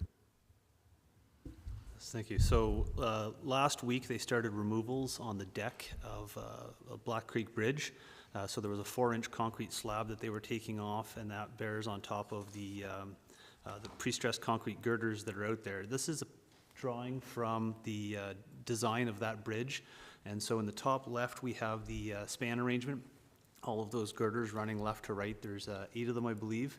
And then on top of that, there would have been this uniform concrete slab. At the bottom in the middle is a cross-section of the girder assembly. And so if we scroll down to the next page, here's that blown up. And so you see these rebar L-shaped dowels coming out. And those would have been cast into the deck. And as they pulled the deck down, they found some deterioration in the top of the girder itself. And so we have a couple of pictures of what that looked like. And they're fairly significant in size. They've found 2 of these on 2 different girders. So far they've removed about 25% of the concrete slab. And if we hold on this picture for a second here, particularly under the rebar, you can see a lot of cracking in the concrete. And it propagates out, and so they were removing and pulling this rubble out until they could find some sound concrete. So we had the design engineer go down, and he looked at that, and you can see the rebar is fairly good looking. It's not severely corroded. We don't believe that this has anything to do with the road salt. We don't believe that this had anything to do with zealous contractors chipping a little too hard and punching too deep. The cracking is not indicative of that. So at this time we have a couple of ideas as to why the concrete might look like this, but further testing is required, and we are monitoring this closely as we only had an allowance for about 10% of the girder tops to be patched. And if this is an extensive problem that we're going to be finding across the girders, we may tip over that slightly. And if we hit 50% of patching on the girder tops, we'd probably need to reassess with a girder replacement, which is not in the budget. Right now, it's promising that we're going to be somewhere around that 10% mark, but it's just something we want to put on your radar. As Ben said, that there were some conditions here that kind of surprising to us and impossible to see until we started peeling back the layers. So that was the bad news. So continue, Mike. Back to the Dorn Bay Culvert and Lakeshore Culvert. As we've seen with our tenders so far this year, we budgeted below what the replacement costs have come in at. Our engineering estimate for the replacement of Dorn Bay was designed by Jacobs, and they provided us with a cost estimate. They estimated $632,000 to replace the culvert, and what we're seeing here is it was actually $456,000 for that one structure. So had we used their cost estimate, we would have had ample funds theoretically to do this, and if we extend their numbers to Lakeshore, again, we would have had ample funds. We did receive the one bid. However, using the estimated cost and the fact that they were below it, we do believe it was competitive and representative of the market value to replace this structure. At the end of the day, if we do proceed with this, as we do not have the funds, we would have to pull approximately $300,000 out of the bridge reserve again to complete the work. Okay, thank you for that. Questions, comments? Councillor Byveld. Thank you, Warden. On the surprise, that Black Creek Bridge is on what road again? That is 18 where? Between County Road 1 and 16 is just. Okay, so it's in South Dundas. Okay. That would have been handy because there's too many creeks with similar names all over SDG, and you say one and we're all wondering is it ours or not.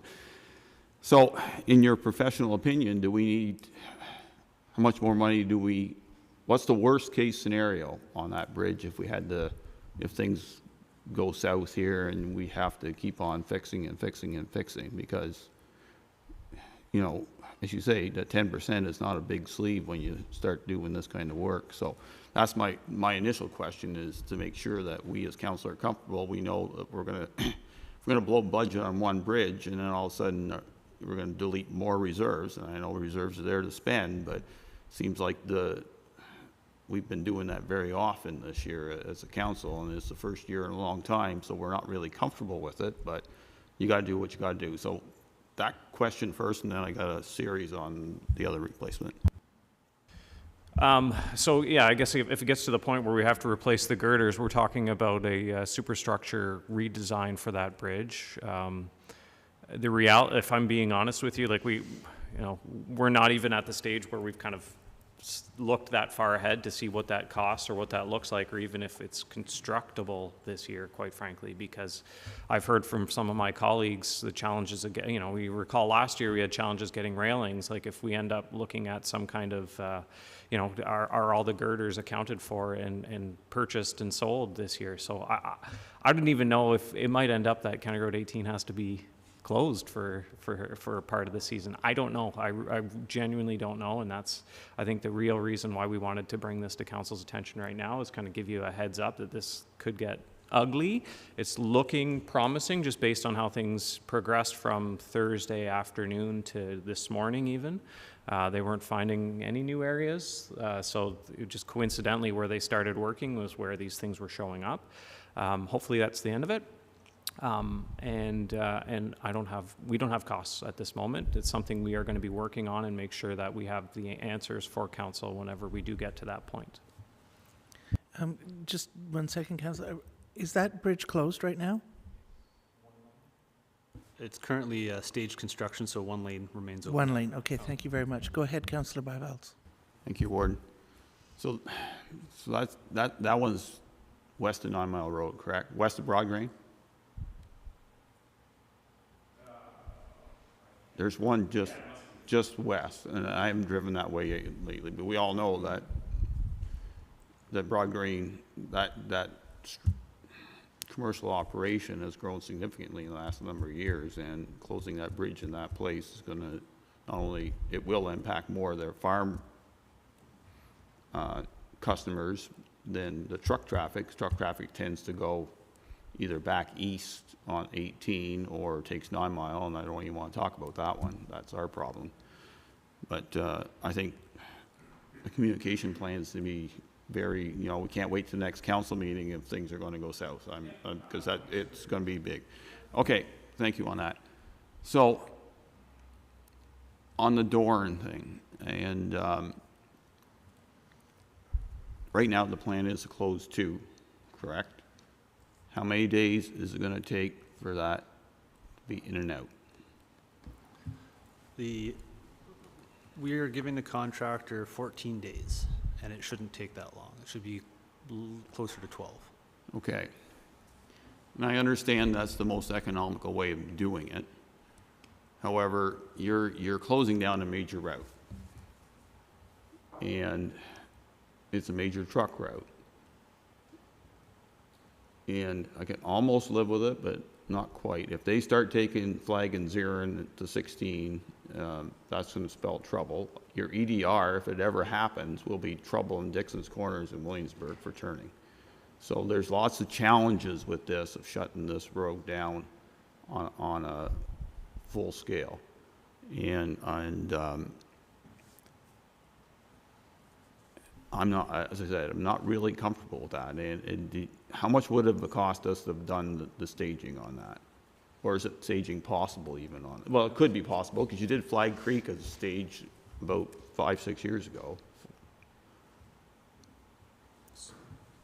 Sorry, which one did we do stage? It's escaping. Flag Creek, that's the crossing of Flag Creek just west of Flag Road on County Road 2. Crookshank did that. Yes. That was a staged run. Yeah, much lesser. It's a lesser job. There's Lesser no doubt job. about it. Dorn is a big job. Dewatering is impossible. Like, I understand that, but between the traffic having to go around and making that whole thing logically work, you either need to stage it or do a super communication plan, so the trucks know that they can't do two. They can't, like, I noticed that the 401 is going to be shut down westbound on 31 today. Well, you don't know till you get there, and all of a sudden you a trucker have got Google Maps telling you must turn here now, and the alternative is driving a long ways around. So I'd say 3/4 of the custom of that traffic base can live with a shutdown, but the quarter is going to be a real challenge. And 401 is an option. I think that has to be communicated. The South Dundas roads really aren't, because they're just a surface treated micro, and it is a short time, but the flag crossing is in rough shape. The corners are going to be all torn to pieces. I'm seeing, and I know it's been done in other places, but 14 days is a long time for that road to be shut down, and there's nowhere to go. Like, it's not like you got the river on one side and you got the 401 on the other. You're kind of, this is the box. So let's talk about that first, and we'll go from there, please. Thank you. I'm wondering, and perhaps it's a great point you're raising, and I'm thinking particularly of the impact to the local road infrastructure. Perhaps we can treat this similar to how we've treated planned detours of the 401 in the past, where we actually barricade local roadways, like for local traffic only, just to help reinforce that the through traffic is to use the detour route rather than try and shortcut through local roadways. We've seen that work very well.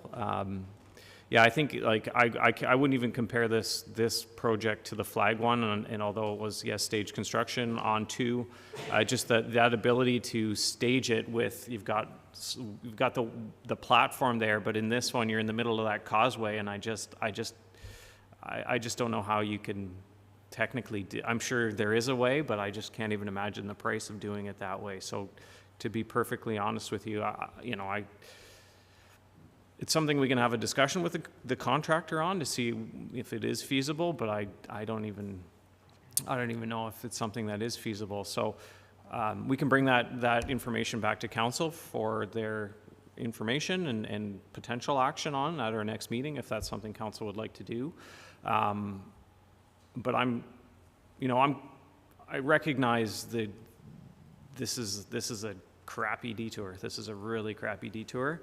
And I do know, like, to Mike's point, we've picked a long time just to be very safe, but we do in past ones, and I apologize that I don't have it off the tip of my tongue here, but I'm pretty confident that we have a bonus penalty clause in this work. So, we give them this is how much time you have. You get it done earlier, we're going to give you some extra money. It takes you longer, we're actually going to deduct money from the contract. So that's a way to incentivize the contractor, and it's worked very well in the past to keep the feet to the fire to get this job done. And knowing, again, local contractor who has great experience in this kind of work, I have every confidence that they'll be able to do it and do it, well within the time we tell them. So that's kind of my comments on that, and I guess I'll look for council's direction if you do want us to come back with some pricing on trying to keep a lane open.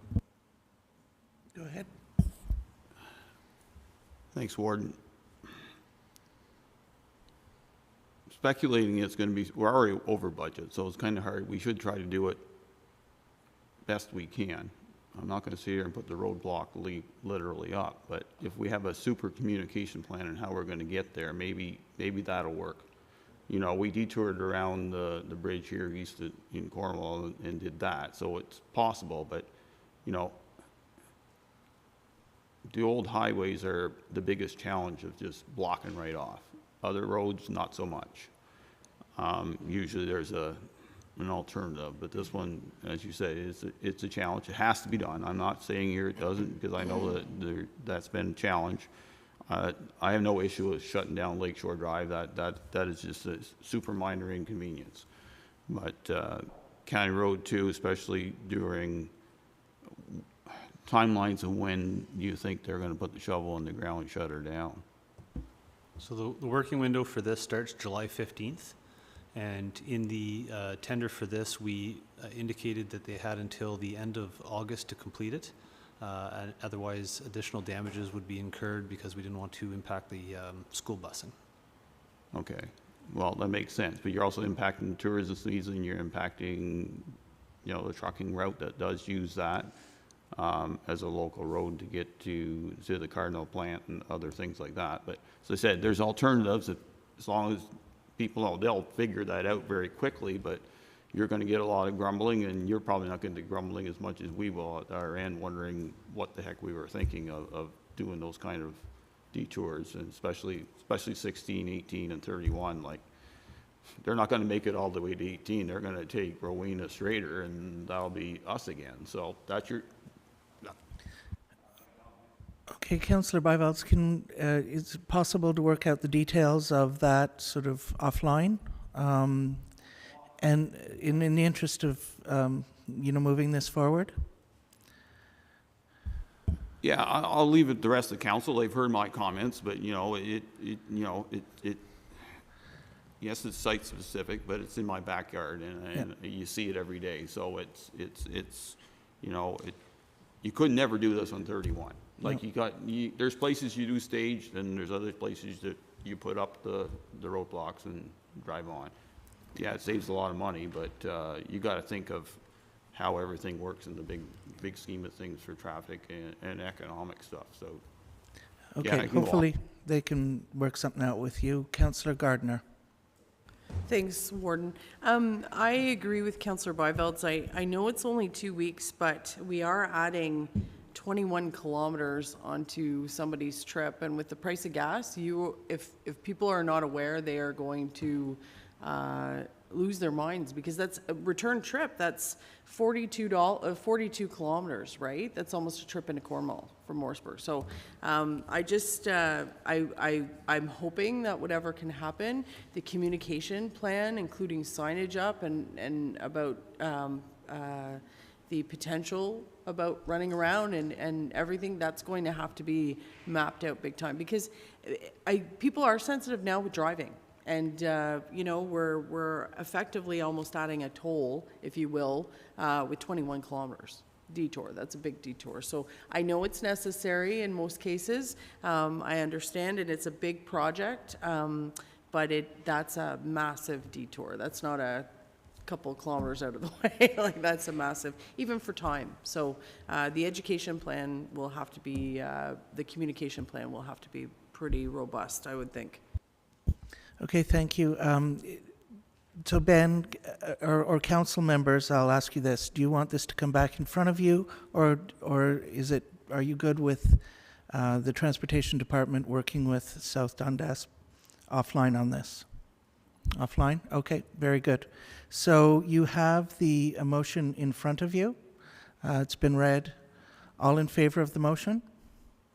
Any opposed? Carried unanimously. Okay, thank you.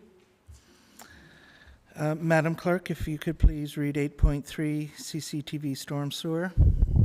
It's moved by Councillor Fraser, seconded by Councillor Smith, that the Council of the United Counties of Stormont, Dundas and Glengarry withdraw prior acceptance of Part 1 of the tender for storm sewer and flushing and camera inspections from on-site sewer services, and that Council accept Part 2 of the tender for storm sewer and flushing and camera inspections from Aquatech Canadian Water Services, Inc. at their unit prices totaling $54,926.80 plus HST, and that Council authorize staff to approve a change order for Aquatech Canadian Water Services, Inc. to complete the storm sewer and flushing and camera work within all county storm sewers within the proposed project timelines of the Alexandria Main Street reconstruction, provided that the combined pricing of Part 2 and the additional work does not exceed the 2022 budget for storm sewer and flushing and camera inspections, and that the Director of Transportation Services be authorized to award Part 1 of the tender for storm sewer and flushing and camera inspections to Aquatech Canadian Water Services, Inc.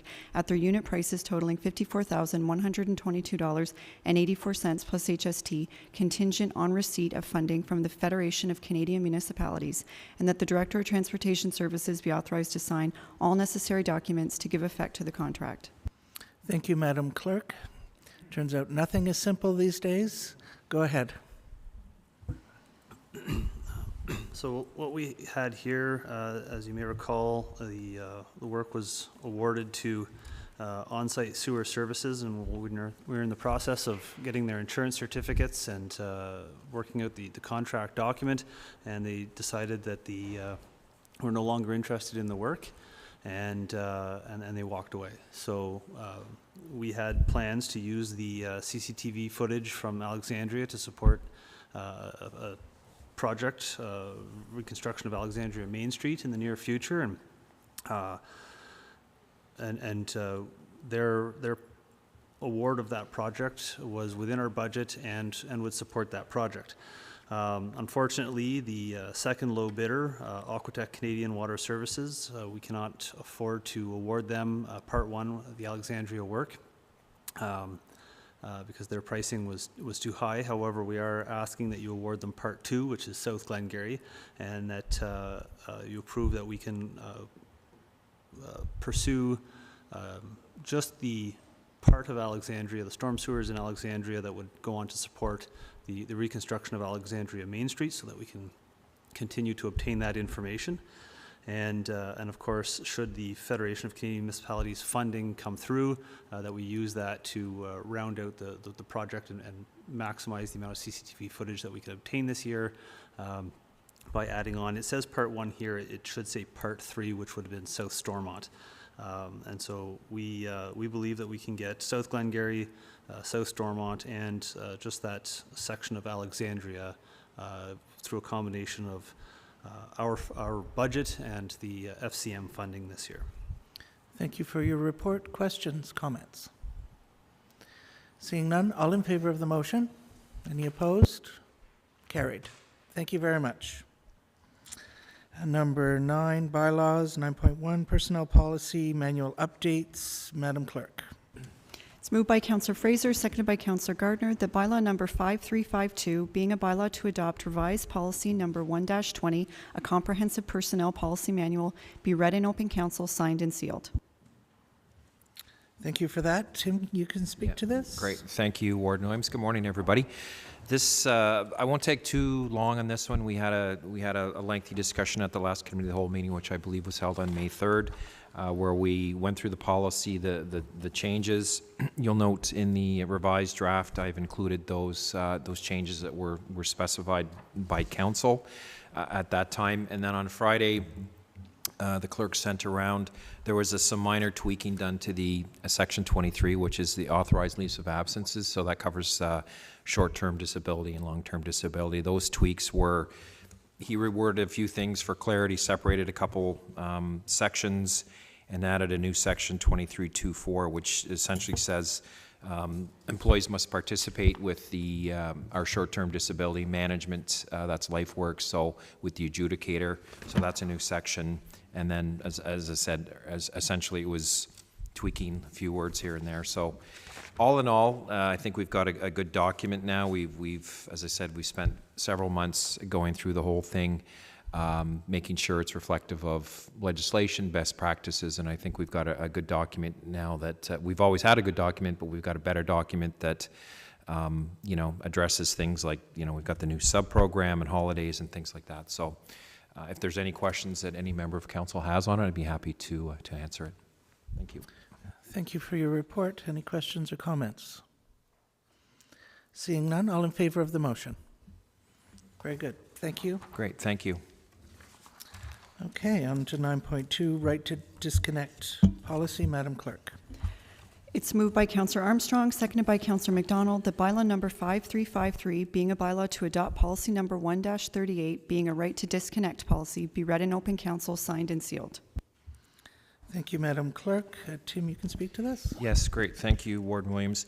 This is something that you're seeing here. You're also going to see it at your local council tables if you haven't already done so. And it's, the local CAOs and I have been talking about this since the province, in their wisdom, decided they were going to essentially force everybody to have this type of policy.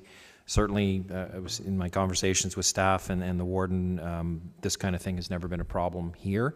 However, the province, as I said in their wisdom, has decided to take a broad brush approach and just say, you need to do it. So anyway, there's a draft policy attached. It's based on a template that I got from Hicks Morley. You probably recognize Hicks Morley. That's a firm that does a lot of work in Eastern Ontario and through the Ontario Human Resources Professional Associations. It's fairly bare bones, but it covers the necessities. It covers the obligations of not only the employer but the employee in terms of what's expected. It covers a statement outlining the ability of staff to disconnect per the policy. It has a reporting process if there's any concerns around non-compliance, and then it has a statement at the end. It talks about posting, notice, and retention requirements. So once this is in place, I shared it with Craig in North Stormont last week. I'll share it with the rest of the CAOs, and we'll go from there. We'll make staff aware of it. It'll be part of our policy stable. And as I said, I think it's a good document that covers what it needs to do without getting too lengthy and too complicated. And I'd be happy to answer any questions if council has any. Yes, go ahead, Councillor Jaworski. Thank you, through you, Madam Warden. I think certainly that this is a good thing to have. Certainly there's situations where employers abuse sort of employees' goodwill, and so I think as a policy or as a principle it's good to have. But as you said, CEO Simpson, it is it's bare bones, and so I guess what it comes down to is how it gets actually implemented is what's important. And I guess I just want to speak to the spirit of how it gets implemented, and that I hope that flexibility is something that is, always kept at the forefront. Sort of, if we ask staff to be flexible, that they are, that there is a give and take in that. And I guess I'm linking this back to like a personal situation of mine, is that, I've made the decision that I won't be running for deputy mayor at this upcoming election. And part of that is because for me, county council is very much set up for in business hours, 9 to 5 sort of how we operate. And now that the world is getting back to normal, someone like myself who has a 9 to 5, I'm sort of running out of vacation time to be able to, doing this, for 4 more years. So it's sort of a general comment that, how council does their work, sort of looking at a flexibility to allow folks from, lots of different walks of life be represented at the council table. But as well, that also means that the staff who supports county council also has to have sort of that framework as well that permits that flexibility as well. So I just wanted to make that comment. Thanks. Thank you for your comments. Any other comments? Yes, go ahead, Councillor Wirt. Through you, Madam Chair, and I'm allowed one rant apparently, so this is going to be the one that I'm going to use. But I think the optics of this, obviously, it's going to be supported, but in reality, I continue to go back to the balance we have between the public and the private sector, and these are the things that that I think widen the gap between these two sectors. And it's important for us to remember that the ones that are paying the taxes, the vast majority of them, I don't think are going to have a disconnect policy. Thank you. Thank you for that, Councillor. Is there anything else? If not, all in favor of the motion? Any opposed? Carried. Okay, Great. thank you Thank very you. much. 9.3 Official Plan Amendment Number 10. Welcome, Peter. It's moved by Councillor Smith, seconded by Councillor Fraser, that bylaw number 5354, being a bylaw to adopt official plan amendment number 10 to the official plan of the United Counties of Stormont, Dundas, and Glengarry, be read and passed in open council, signed and sealed. Thank you. Go ahead, Peter. Thank you, Warden. This is an official plan amendment with also a concurrent zoning bylaw amendment and severance application for a business expansion for lands just north of Berwick. Right now it's in the agricultural resource lands designation, but it's an employment use, so it requires official plan amendment, and this will allow the business to expand and remain in North Stormont. And there were no public concerns raised as well. Okay, good. No public concerns. Are there any questions or comments on this? You've heard the motion. All in favor of the motion? None opposed. Thank you very much, Peter.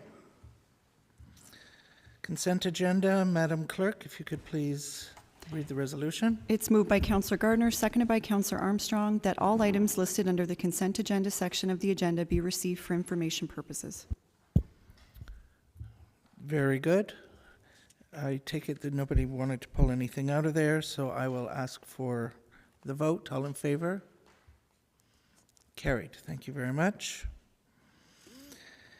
And on to boards and committees. I'm not sure I can even read my own writing here. Just some of the activities that I've undertaken over the last little while. I attended the Minister Mulroney's transportation announcement in Prescott Russell, where she made a major announcement with regards to transportation across on Eastern Ontario, and I think Ben will be speaking further to that in this shortly. The Warden's Golf Tournament is coming up. I don't know if who's a golfer and who isn't. But I know that I'm going to be driving in a cart, not golfing.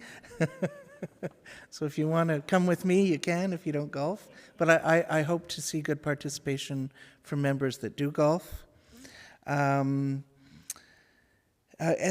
will be hosting the Eastern Ontario Wardens Caucus meetings on July 14th and 15th.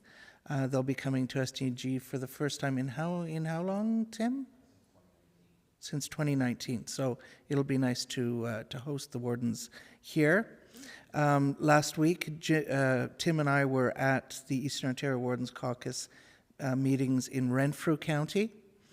It was great to see the region there, and there were some interesting things that were discussed. One of the major changes was there was a recommendation from the CAOs that the Wardens Caucus reduce the number of priorities it's working on for 2022, partly because time is short, and what with the municipal election coming up, we need to be focusing on not smaller priorities, but fewer priorities, so we can actually make some things happen. You heard Melissa refer to the fact that the Wardens Caucus has made attainable and affordable housing its #1 priority. So the Wardens Caucus will be able to work with this other committee on moving that forward. The Housing Summit was also referred to. I think that this is an excellent, it's an initiative that's come out of a couple of the CAOs of the Wardens Caucus have initiated this. And so all of the county CAOs, the social service departments, and the planners across Eastern Ontario will be gathering for this summit.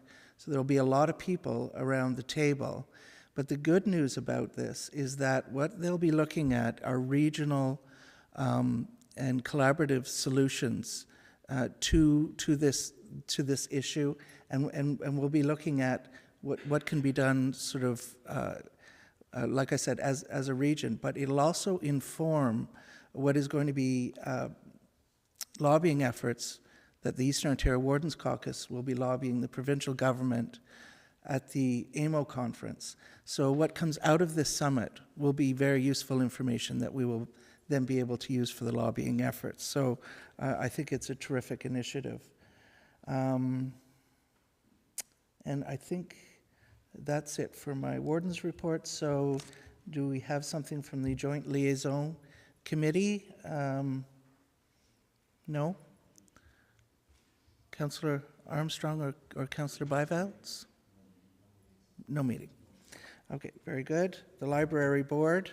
Who would like to present on the Library Board? Councillor Warden? No? Or is it, I'm sorry, Councillor Landry? Yeah.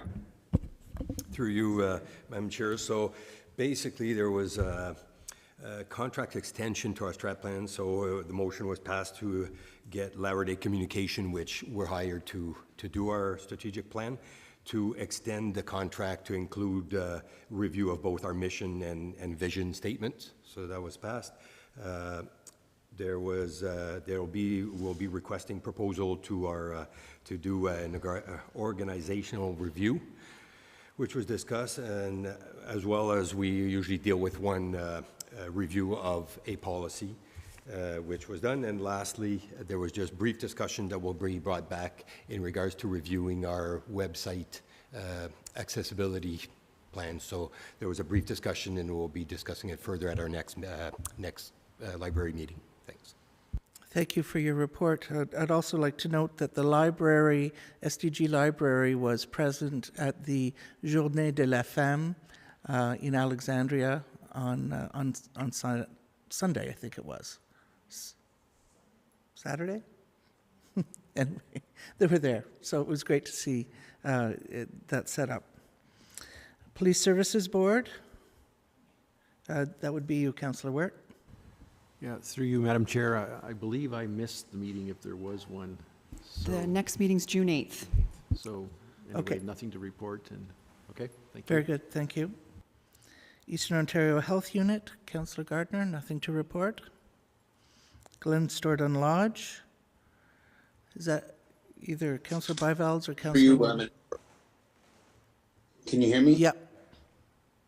Okay, yeah. So we haven't had a meeting since the last council meeting, but there was an issue with the heating system being converted from heating to cooling, which was addressed this past weekend. And our meeting coming up is in the middle of June. Okay, thank you very much. St. Lawrence River Institute, Councillor Gardner. Okay. Raisin South Nation Water Source Protection, there's no report. Municipal Advisory, Land Claim, Councillor Fraser. Much like many others, nothing to report. Okay, thank you. Eastern Ontario Agri-Food Network, yeah, some big news coming out of EOAN. The executive director, Tom Manley, is resigning his position as of July the 31st. So the organization will be looking for a new executive director. So you'll probably be seeing that come out in order to try to recruit that position. Regional Emergency Response Council, food security and housing are the dominant issues facing the region, and all of the social services around the table are focusing almost exclusively on that. And also the Social Development Council and the Cornwall Chamber will be co-hosting an all-candidates meeting where they will be raising some of the issues out of the Vibrant Community initiative that was presented when Carolyn Hebert was here. And she presented that, so they will be putting some of those issues in front of the candidates. So that's all that I have. On to key information reports. Madam Warden? Yes. You mentioned the all candidates meeting. Yes. There's also one May 26th in Chesterville at the Legion. sponsored by the DFA, the North Dundas Chamber of Commerce, and the South Dundas Chamber of Commerce at 6:30 p.m. May 26 in Chesterville at the Legion. Excellent. Thank you for providing that information. And if anybody has any other all candidates meetings that they hear of, maybe you could let us all know. Thank you. Go ahead, Kirsten. There is one this Thursday, and I'll look up the time. It's in Cornwall. I believe it starts at 6:30, but I'll just verify. Okay, thank you. Now, where am I in my agenda here? Key information reports. Provincial official offenses update. Sorry about that. Rebecca, please go ahead.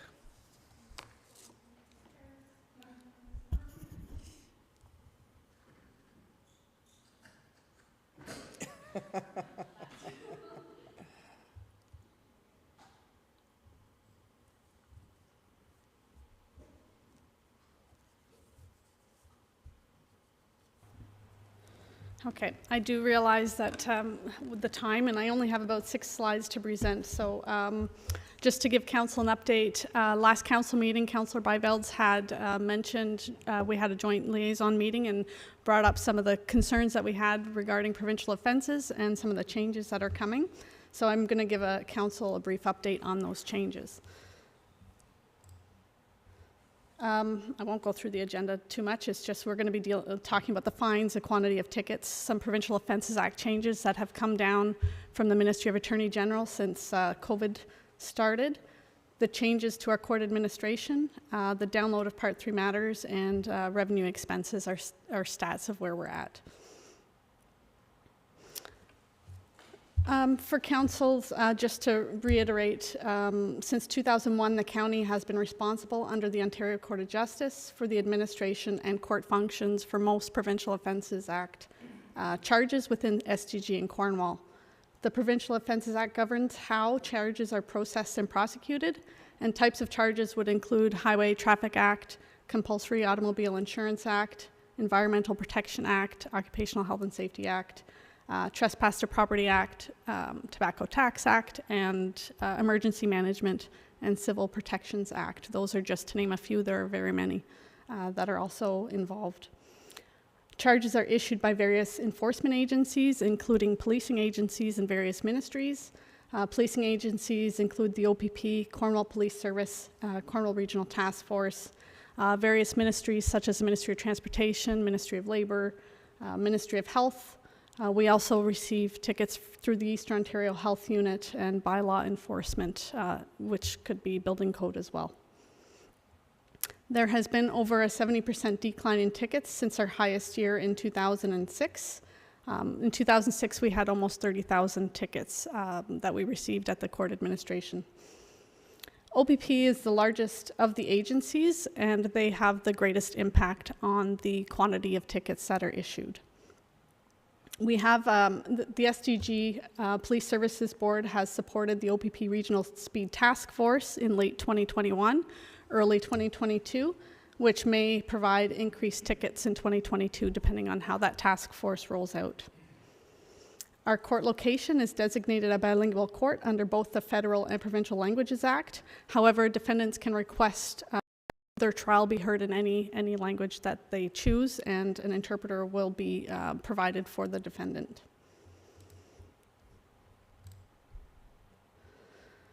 So we've had a few changes that have come down from MAG as part of a modernization effort due to COVID. Various court recovery initiatives have been implemented by the ministry, such as early resolution processes to be addressed with the prosecutor over the phone and virtually, whereas previously it was only done in person. Hybrid court by Zoom or in person has now been fully implemented for all matters, which is guilty pleas, withdrawals, resolutions, first appearance, and now we can also hear trials and absentia. Court recovery efforts. MAG has provided permission to proceed with both virtual and in-person court appearances, and defendants have the option to choose which method they would prefer. So despite that go-ahead with the resumption of court proceedings, there is a shortage of judicial resources, and trial dates are very, very limited. Satellite courts at this time are still not moving ahead. So POA has amended the legislation regarding how summonses can be served. A POA officer may serve a Part 3 summons by registered mail, courier, or email, and they can also serve a licensed lawyer or paralegal with advance consent. POA clerk amendments, which were effective November 1st, 2021. Additional administrative functions have been downloaded from the Ministry of Attorney General onto court services. The clerk will now grant extensions. If unsatisfied, can submit to the Justice of the Peace for determination. If they don't deem the extension to be adequate, they can put it over to the Justice of the Peace. FTR dockets, or fail to respond dockets, are now to be reviewed and a conviction entered by a clerk of the court. Previously, this function was completed by the Justice of the Peace. So now that's an administrative function that now is completed at our level. Updated POA forms. Many notices are being updated to reflect all these court changes and modernization efforts, such as the methods for early resolutions, the clerk changes regarding the FTRs and extensions. Part 1 tickets have also been updated. Some of the changes, early resolution is probably the most modernized method going forward. Some of these recent changes provided improvements. Other areas, not so much administratively improving work areas. They have either saved time or not saved time. So as with the change to any operations that have happened at the court administration, there is always an adjustment period, and our staff have really done a great job on dealing with those changes. The early resolution process has significantly improved. Defendants now have the opportunity to speak to our local municipal prosecutor over the phone via an appointment, virtually if necessary, whereas previously they attended the court and met with the prosecutor in between trial times and then went back into the courtroom. So it's definitely a more modernized approach to doing early resolutions. And we're hoping that this process remains in place indefinitely. Our prosecutor currently has specific days that she will appoint to do appointments with early resolutions, and it's been a great transition to modernizing the process. Part 3, transfer of prosecutions, the MAG download. Currently, we're participating in a working group with the Ministry of Attorney General. That group has many POA courts in the province attending. Myself, I attend as well as our municipal prosecutor and manager of court services, who I see in attendance here today. So many of the concerns that all POA courts have is the carriage of the files that are currently in the queue, the Part 3 matters, who will be dealing with that backlog and who will take care of those going forward. We do have an increased backlog of matters that has started since COVID, as well as the education and training component of dealing with the Part 3s. The prosecutions of Part 3s are a little bit different than the prosecutions of Part 1s. So the Crown's office may still prosecute the more serious charges. For example, where there's bodily harm involved, they may still take carriage of those files. They will have ultimately the first look at that file and determine if they will be overseeing it or if they will transfer it to the municipal prosecutor. I will be talking about the download in a bit more detail in the next slide, so I'll just move on to the hybrid court for now. We are now fully integrated and implemented the hybrid court system, which means that defendants, agents, judiciary can participate to a court by means of Zoom or in person. So the option to choose which method is provided when they're requesting their trial. They could indicate which method they want at the time of that request.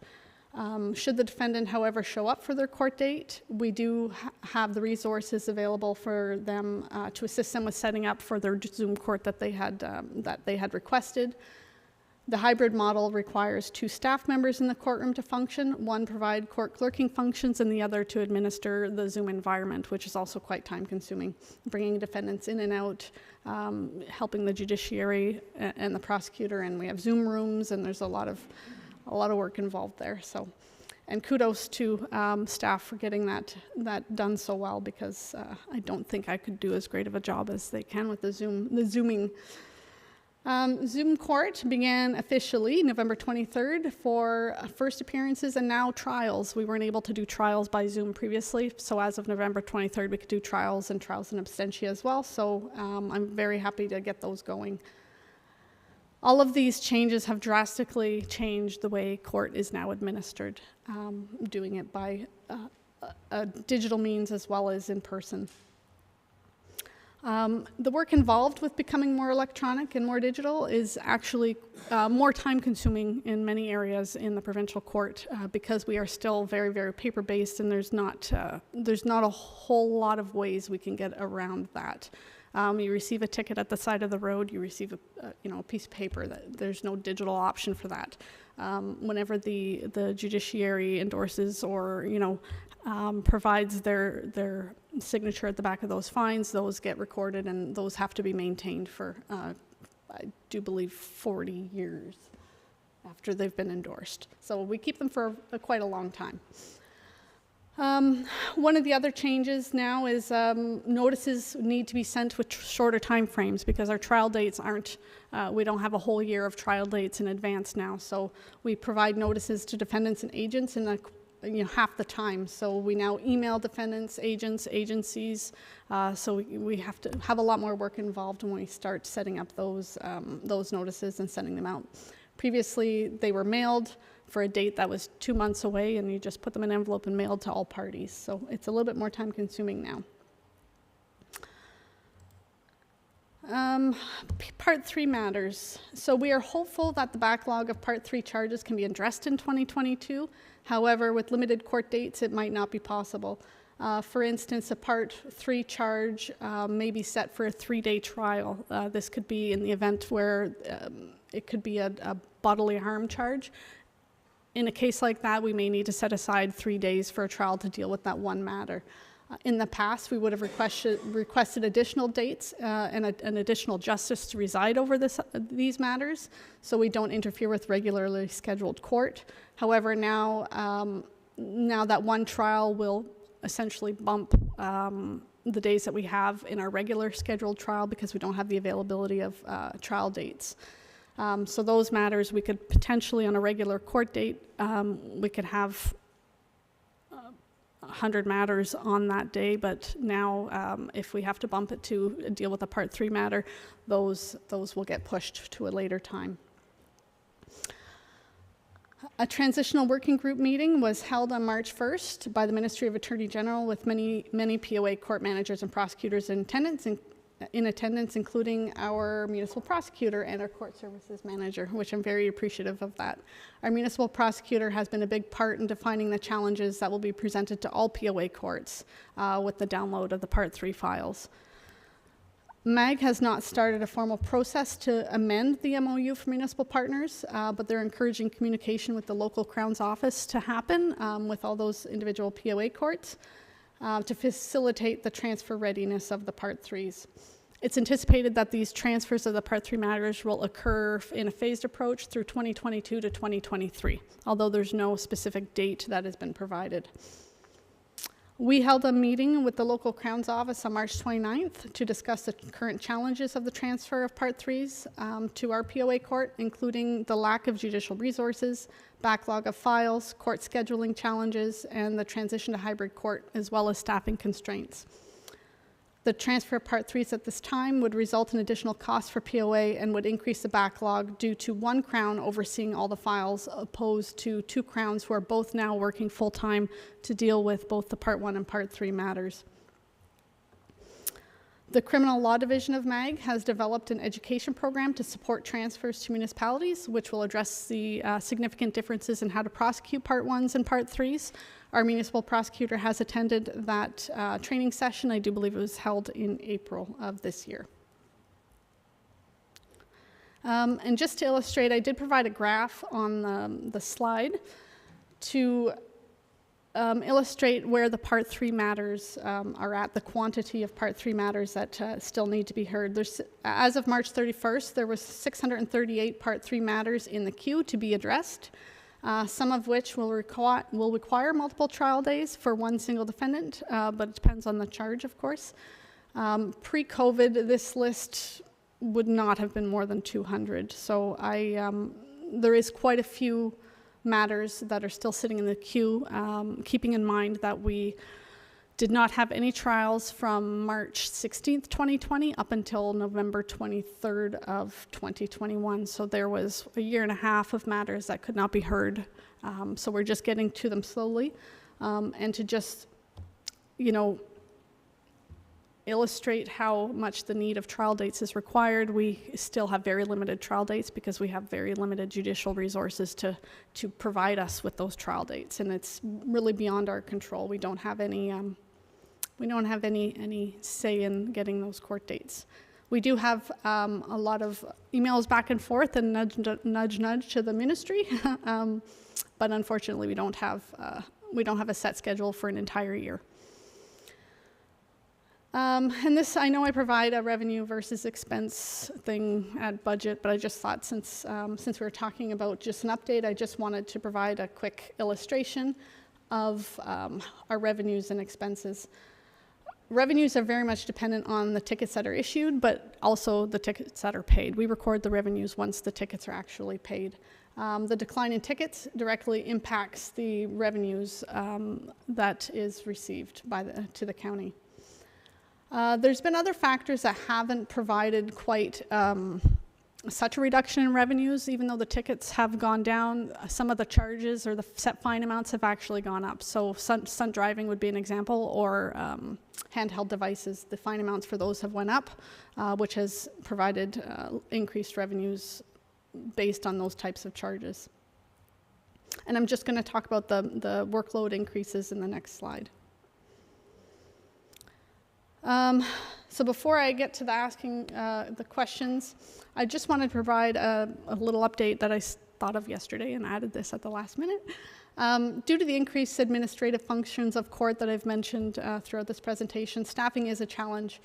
In an effort to be proactive instead of reactive, we're developing a plan to ensure that the court operations run smoothly going forward and that we adapt to knowing when these changes are coming and being ready for them instead of having the changes come to us and then having to come up with a plan to how to address them. So November 1st, of 2021, MAG did download the fail to respond dockets, and they downloaded the extensions, and the soon to be, they will download as well the reopenings, which I anticipate to come in the fall. All those functions were completed by a Justice of the Peace in the past and are now being completed by our Manager of Court Services. We also have to prepare for the download of Part 3s. Even though MAG indicated sometime 2022, 2023, I will attempt to try and make it as late in 2023 as possible so we have time to prepare ourselves and to get most of the backlog dealt with by the local Crown's office instead of our own Crown at the time, because we also have our own backlog of Part 1s to deal with that are getting reduced. However, there's still the backlog from COVID that we're dealing with. Now we require 2 court reporters in the courtroom. Previously, we've always only had 1, but now we need to have 1 as a court clerk and 1 as a Zoom coordinator.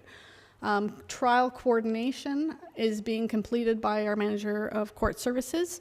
We currently have a position on the grid for a trial coordinator. However, once that retirement happened, our Manager of Court Services took that function on, and it's been going quite well. We don't anticipate changing that.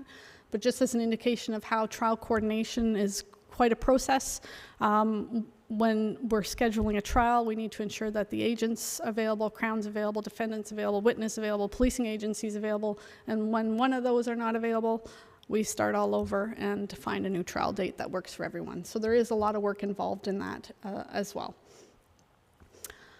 And we do have staff retirements that are on the I guess, in the sight line for 2 staff. So succession planning is another key component to staffing. With 2 staff with retirement goals in sight, there will be challenges for succession planning in a career of court services. which is very much learned through experience and experience alone. There is no schooling that takes place for this type of position, so normally it's something that transpires over years of work in the court. So we will need to be planning for that succession plan for those positions. And I would like to, we will be coming up with a plan, and I will likely bringing up something to council in the very, very near future with a plan to help address these the succession plan that we need to go forward with. So that's, now the questions can come. My goodness, you certainly are faced with your fair share of challenges. Councillor Gardner, then Councillor Armstrong. Thanks, Warden. With the Part 3 download, do you anticipate requiring an additional staff member as that goes rolling? Because the fines are bigger, they're not predetermined. It could be a lot of, it'd be worthwhile to go after somebody who's obviously been given a large fine, which is common with the Part 3. So do you foresee that? Like how, as this rolls out, like how, because I'm worried about going after once the determination has been made, of a large Part 3 fine, who's going to chase? There's a couple of items that I could address here. So we have a full-time municipal prosecutor now who we hired Lynn in 2018, I believe, 2018, who came with many, many years of experience dealing with Part 1s and Part 3s.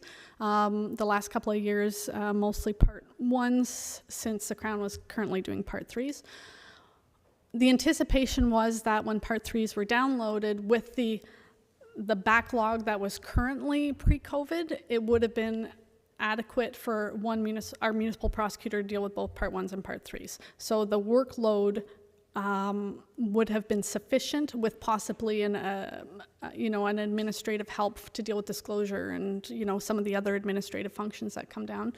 But for instance, how time-consuming a Part 3 matter could be, especially in a serious charge where there's bodily harm involved, the disclosure and documentation review could come in a banker's box. You need to be able to go through all of this stuff and build your case and be able to go through all of that.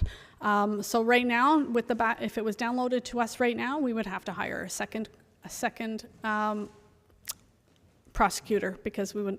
Right now, we have the Crown's office, who has a prosecutor sitting here in our building 5 days a week, and we have our own prosecutor working 5 days a week, and often here quite late many times to be prepared for the next court dates.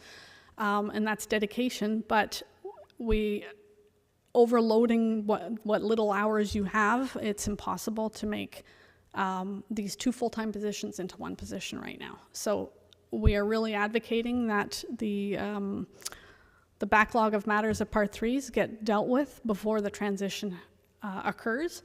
In the MOU that they had, or amending the local side agreement, some of the drafts that were going around is that the local Crown's office would have 30 days from the time we sign in order to deal with that. However, that obviously is not going to work, considering we don't have the court dates going forward, so the 30 days will elapse pretty quickly. Although they may still be there for questions and things like that, but the backlog is not sustainable for us, and the cost of hiring that additional prosecutor would fall on us to have that those matters resolved. Okay, Councillor Armstrong. Thank you, Warden. Sort of on the same vein, but on the opposite end of it, tending to be lack of the larger fines, which Councillor Gardner made an excellent point.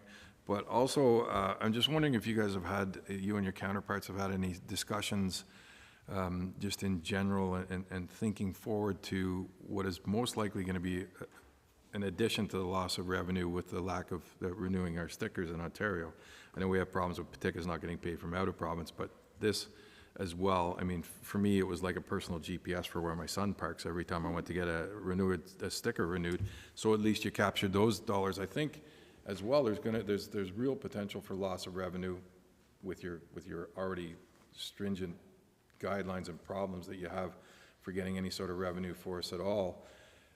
this could be quite impactful if people don't pay their tickets, and I did see some statistics on a disproportionate amount of people like myself would be paying tickets, that you were unaware of, or ones that you just didn't get around to paying, but when it came renewal time, you had to pay your tickets.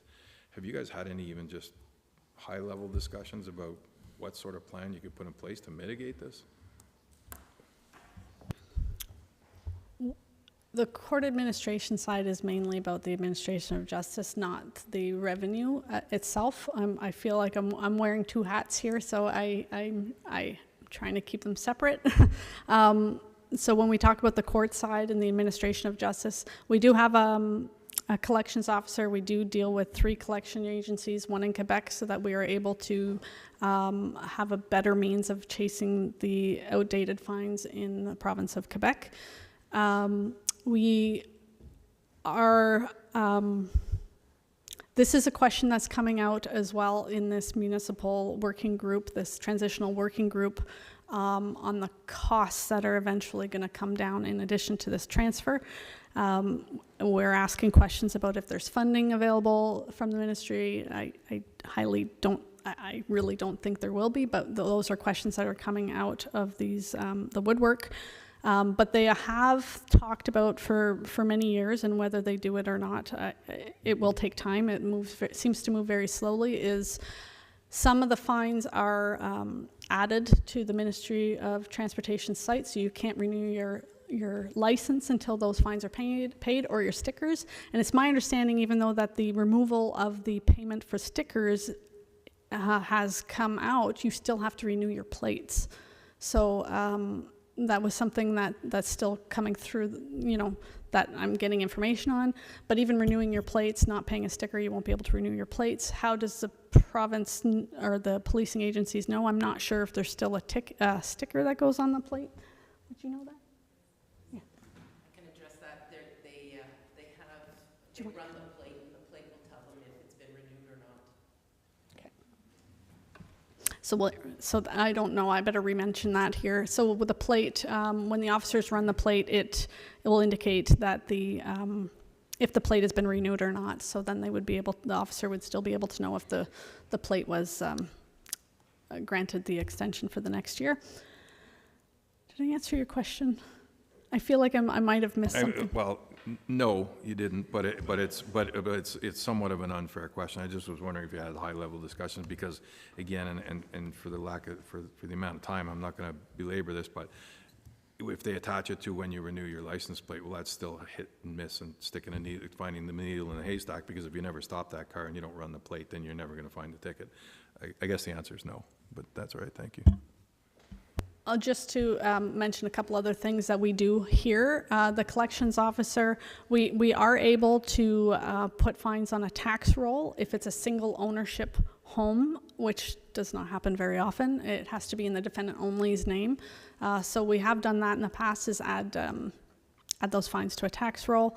We have put writs on property if there is so we have our collections officer who files that at the sheriff's office, so we file a writ should they sell the property or sell. We essentially put a lien on their property if there's large fines. In the event that gets sold, we do receive money that way, and our collections officer is very good at finding people, I should say, but she's very good at her job, and we have received, she's our collections officer as well for the county, so even with motor vehicle accidents, going after insurance, she's been very, very successful at getting money from insurance companies for damages caused to our roads even. So we have all resources in play to collect uncollectible fines, but the difficulty is, fines are there forever. I do believe a smart lady told me what's guaranteed in life is death and taxes. So until somebody passes away, those fines are still in existence. So we do try and find as many means necessary to collect those fines. Thank you, Rebecca. Councillor Jaworski. Thank you. Through you, Madam Warden. So although this is linked to revenue, I am trying to focus more on the enforcement side of the equation, because obviously administration of justice is the most important thing, but we also have to do it in a cost-effective manner. But when it comes to those, the tickets, the number of tickets decreasing from 2006 till now by 70%. I'm wondering if you're able to give some context to that, because in my, like my sort of not at all, knowledgeable in this area, like 2006 to now, in terms of the volume on our highways where so much of this speed enforcement work is done. We see posts regularly from like OPP East Region stopping folks driving at insane speeds. I don't understand. I guess the math to me doesn't make sense why there's such a reduction in tickets being issued. So I was wondering if you have any context on that. Rebecca, before you go, can you please bring your screen down so we can see Councillor Warden? Thank you. I would like to say I had an answer for you, but I don't. The tickets issued are based on the policing agencies that are out on the roads and how they, what speed enforcement or areas of enforcement that they're working on at the time. All we see is the tickets coming in. Based on some discussions last year, my understanding is the Ontario Provincial Police was allocating resources to other areas of community safety, mental health awareness, things like that, instead of, being on the road and issuing those tickets, but also providing, education component and, safety of the public, things like that. But as for the, why the transition has been on downward trend, I can't say for sure, other than what was communicated to me on the education and training and community safety awareness. So, then maybe for the future, is this a question more suited like to the Police Services Board? Is that where that question should go? I do believe it has come up at the Police Services Board level in the past. I did report in maybe it was late 2019, and maybe Kim could speak to this as sitting on the chair of the Police Services Board. I do know, and even, with Ben suggesting the Regional Speed Task Force, he spoke about that quite in depth at the Police Services Board as well, and Police Services Board did support that Regional Speed Task Force to get implemented because they were also aware of the speeding complaints on our county roads. I don't sit on that board, but perhaps Kim might want to mention if it's been brought up at that meeting. Yeah, go ahead, Tim. Yeah, I'll thank you, Madam Warden. I'll take that one. It's certainly, Councillor Jaworski, that this item is discussed, and I think those are on Police Services Board. It's discussed almost every meeting with the board and the detachment commander, and I don't know what the answer is. It's the police agencies issues the tickets along the lines of their policies and procedures, and it's been a grave concern of not only the board but myself for many years. So we'll have to see if the task force and the resources that the detachment commander has said has been allocated to increased enforcement happen. I don't know, but that the trend line is going to be negative. It's been negative for a long time, and it's. Sorry, excuse me. I don't know where it's going. So that's a good question, and it's one which is asked pretty much every time. Would it be appropriate to ask the detachment commander for a delegation to county council? Would Councillor Wirt? No? Through you, Madam Chair, and just to reinforce CAO Simpson's report, but this is where the discussion arises from regarding interprovincial tickets. It came from the same revenue because there's millions of dollars there, and I think if I can quote directly, they have multiple mandates, and revenue generation is not a priority, and it's hard to argue with, but at the same time, it doesn't solve the problem that we're addressing or have to address. So I don't think there is an answer at this time. If we can certainly bring it up at the police board again, I would suggest before we ask it to come to counties. Thank you. Very good. Okay, thank you. So it can, we'll leave it at the Police Services Board, and thank you very much, Rebecca, for your report. It's got a lot of work on your hands, and good luck. Okay, We are now at 12.2, County Forest Annual Update Report. Welcome, excuse me, welcome, Ben. Thank you, and I'm actually Pat Pitts, our the forester that works for us through South Nation, is going to be doing the presentation, and will be able to intelligently answer questions compared to me. So with that, I'm just going to put up the PowerPoint, and I'll let Pat go.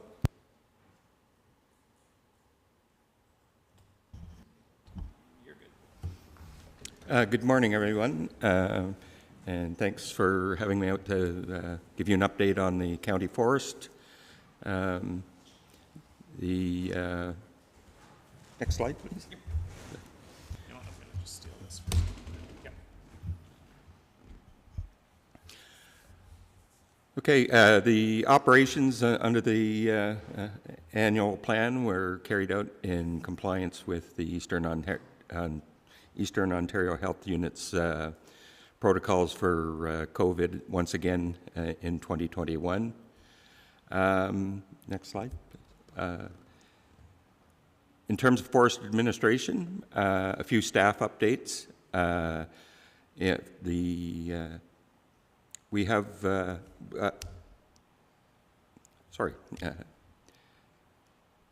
well aware of succession planning, and we've been training our younger staff to fill our roles in the future. The staff that were pictured in the previous photograph, the young lady in the middle is Carolyn Goulet. She's a university-trained forester, and she recently, in 2021, got her certification under the Ontario Professional Foresters Association. She is also a certified arborist. The two other staff members that were pictured in that photograph are now provisional members of the Ontario Professional Foresters Association and working towards their full designations under that body. The forest continues to be certified under the Forest Stewardship Council guidelines and protocols for sustainability. The county met all of its reporting requirements in 2021. We were selected for field audits, so we had an auditor come out to the forest and inspect the operations and all of our documentation over those operations. We did pass the 2021 audit. We are a member of a group certification body, which is administered by the Eastern Ontario Model Forest. They inspect other community forests and private forests. There were 7 non-conformities and 2 observations that were made during the audit process. None of them applied to the county forest, and we've met all the requirements. In 2021, approximately 150 acres of land was added to the county forest through the acquisitions of 2 properties. In terms of property management, we do offer permissions to people who have asked to access the county forest in terms of their work requirements. One of these was Trans-Northern Pipelines. They inspect their pipelines on that cross county forest properties on an annual basis. Their monitoring protocols sometimes trigger work that requires excavation to actually physically inspect the pipeline. This has occurred over the last couple of years, and it did occur again in 2021. We inspect the work site before the work starts, and once again after the work is completed, just to make sure that the county's interests are protected. We did offer a letter of permission for some researchers from Carleton Universities to conduct some biodiversity research. Basically, this involved putting in plots and looking at the various plants in terms of different species in abundance, and live capture and release of small mammals like voles and mice and squirrels and such. What it indicated was that the county forest continues to be a very rich and diverse asset to the county. In terms of partnerships, we have 3 active partnerships: Friends of Somerstown Trail, the Riverside Snowmobile Club, and the SDG Chapter of the Ontario Woodlot Association. We're working with them to fulfill those partnership agreements. Under FSC principles, we're required to keep the public informed of our forestry operations. We do this through the County Forest website. We do have our 20-year management plan and the 5-year operation plan, which lists the areas that we're going to be operating on. But in addition to that, before we enter into an operational activity, we directly contact the immediately adjacent landowners by mail, just to let them know of our operations. We do get some complaints, particularly over our harvest operations. We address those on a case-by-case basis. We contact the individuals and explain the purpose of the operations.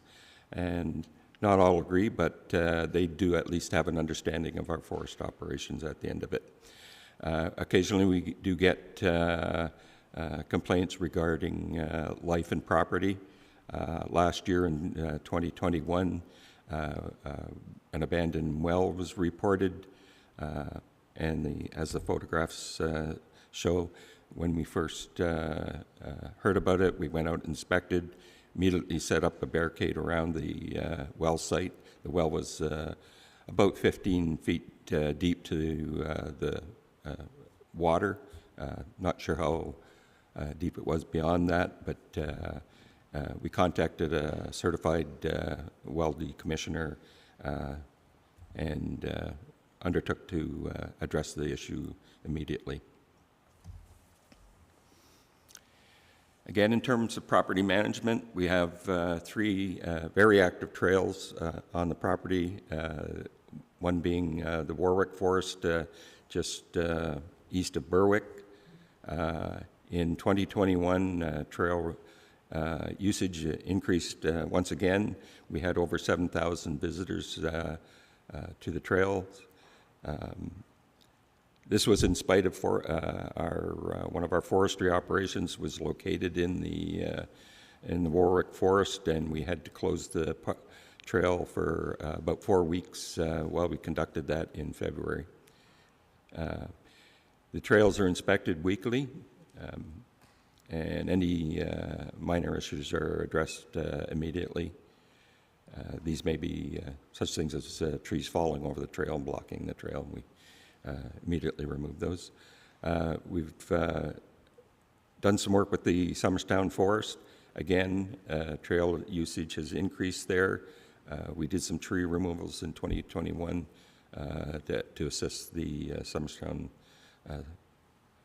Forest. And work began in 2021 on the Osnabrook Forest.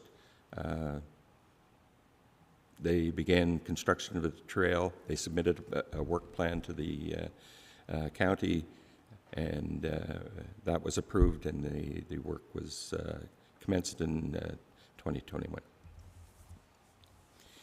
In terms of forest management, there was no change to the 20-year forest management plan. Council approved a new 5-year operating plan at the end of the year. Annual operations were completed as scheduled. We marked and inventory marked and harvested nearly 30 hectares of forest. And the timber revenue in 2021 was just over $26,000. Just a couple of updates. This is not part of the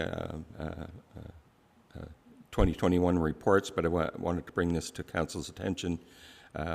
We are in the last 5-year operating plan, and a new 20-year forest management plan will have to be prepared at the end of that period. It does take some time to complete that document, and there are several key elements in the process. One is a forest policy review. This is in the 2022 work plan and will be brought back to council for their consideration. We need to update the property database.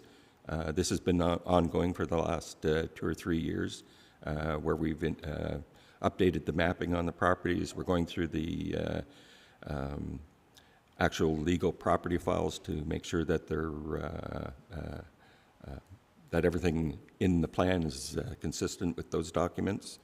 And we're creating a electronic database so that we won't have to physically go into the documents. Once again, we'll be able to access it at our desktops. And the last thing is the new forest inventory, which will, the last one was done in 1991, and it's timely to complete a new one, take stock of the forest for the update of the forest management plan. Good news on that front is the new standard in Ontario for doing forest inventories is to use LiDAR to accomplish that. I know the county invested in the recent LiDAR project throughout Eastern Ontario, along with many other partners, and we can capitalize on that investment and create a new forest inventory. We're very fortunate that the Ontario Woodlot Association received funding from the Centre for Research and Innovation in the bioeconomy to complete inventories across southern Ontario where they haven't been done for some time. And it's fully funded.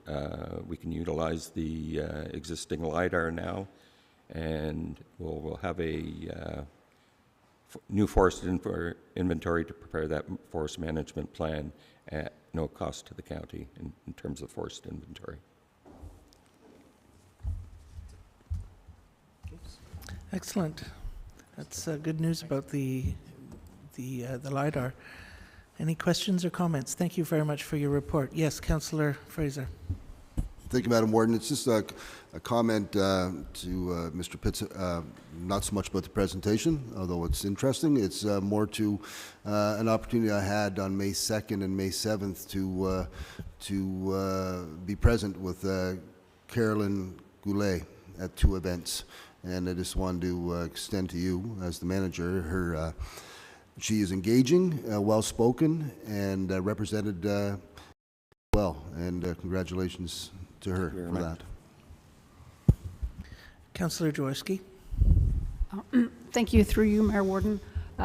Question about the inventory through the LiDAR that's been done and the work, I guess, for the counties. I'm assuming you're just concentrating right on county-owned properties. Where I'm going with this is there data that the townships also have access to through this work that would help inform, analysis of our, our specific township in terms of tree cover or green infrastructure that we have? Our arrangement with the Ontario Woodlot Association has been to include all of our forestry service program delivery area, which is basically everything east of Highway 416. So it'll cover everything. Thank you. Any other questions? Seeing none, thank you very much for your good work and your report. Thank you. Thank you.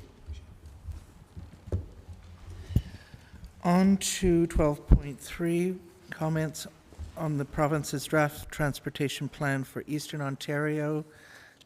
Take it away, Ben. Which mic to use? Okay, we'll use this one.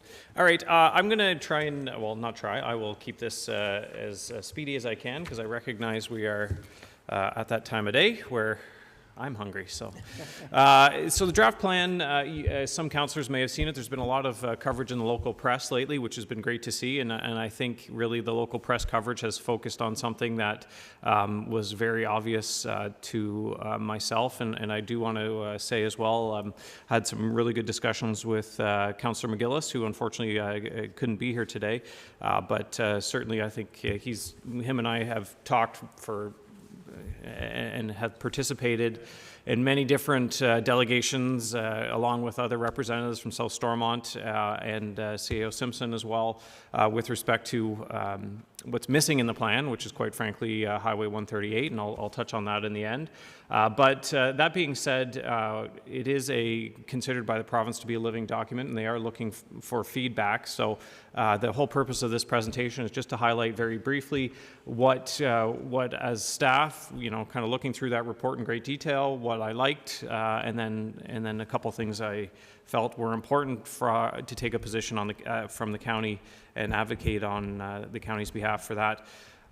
There are 50 plus actions that were identified in the plan, and what it really does is it fits into the 4 provincial plans that the province has kind of put out in the last 2 years, really focused on different areas of the province. So of course we're in the Eastern Ontario one, and just in time for the election, this one comes out. What it's all about is identifying the challenges and opportunities that are evident in Eastern Ontario, and there's really 4 of them that they focused on. One is the gridlock in the city of Ottawa, and I think anybody can attest to the fact that you get into the city of Ottawa and it can be a nightmare almost any time of day. The importance of planning improvements to address growth, which I think is a very admirable and good thing to be keeping an eye on.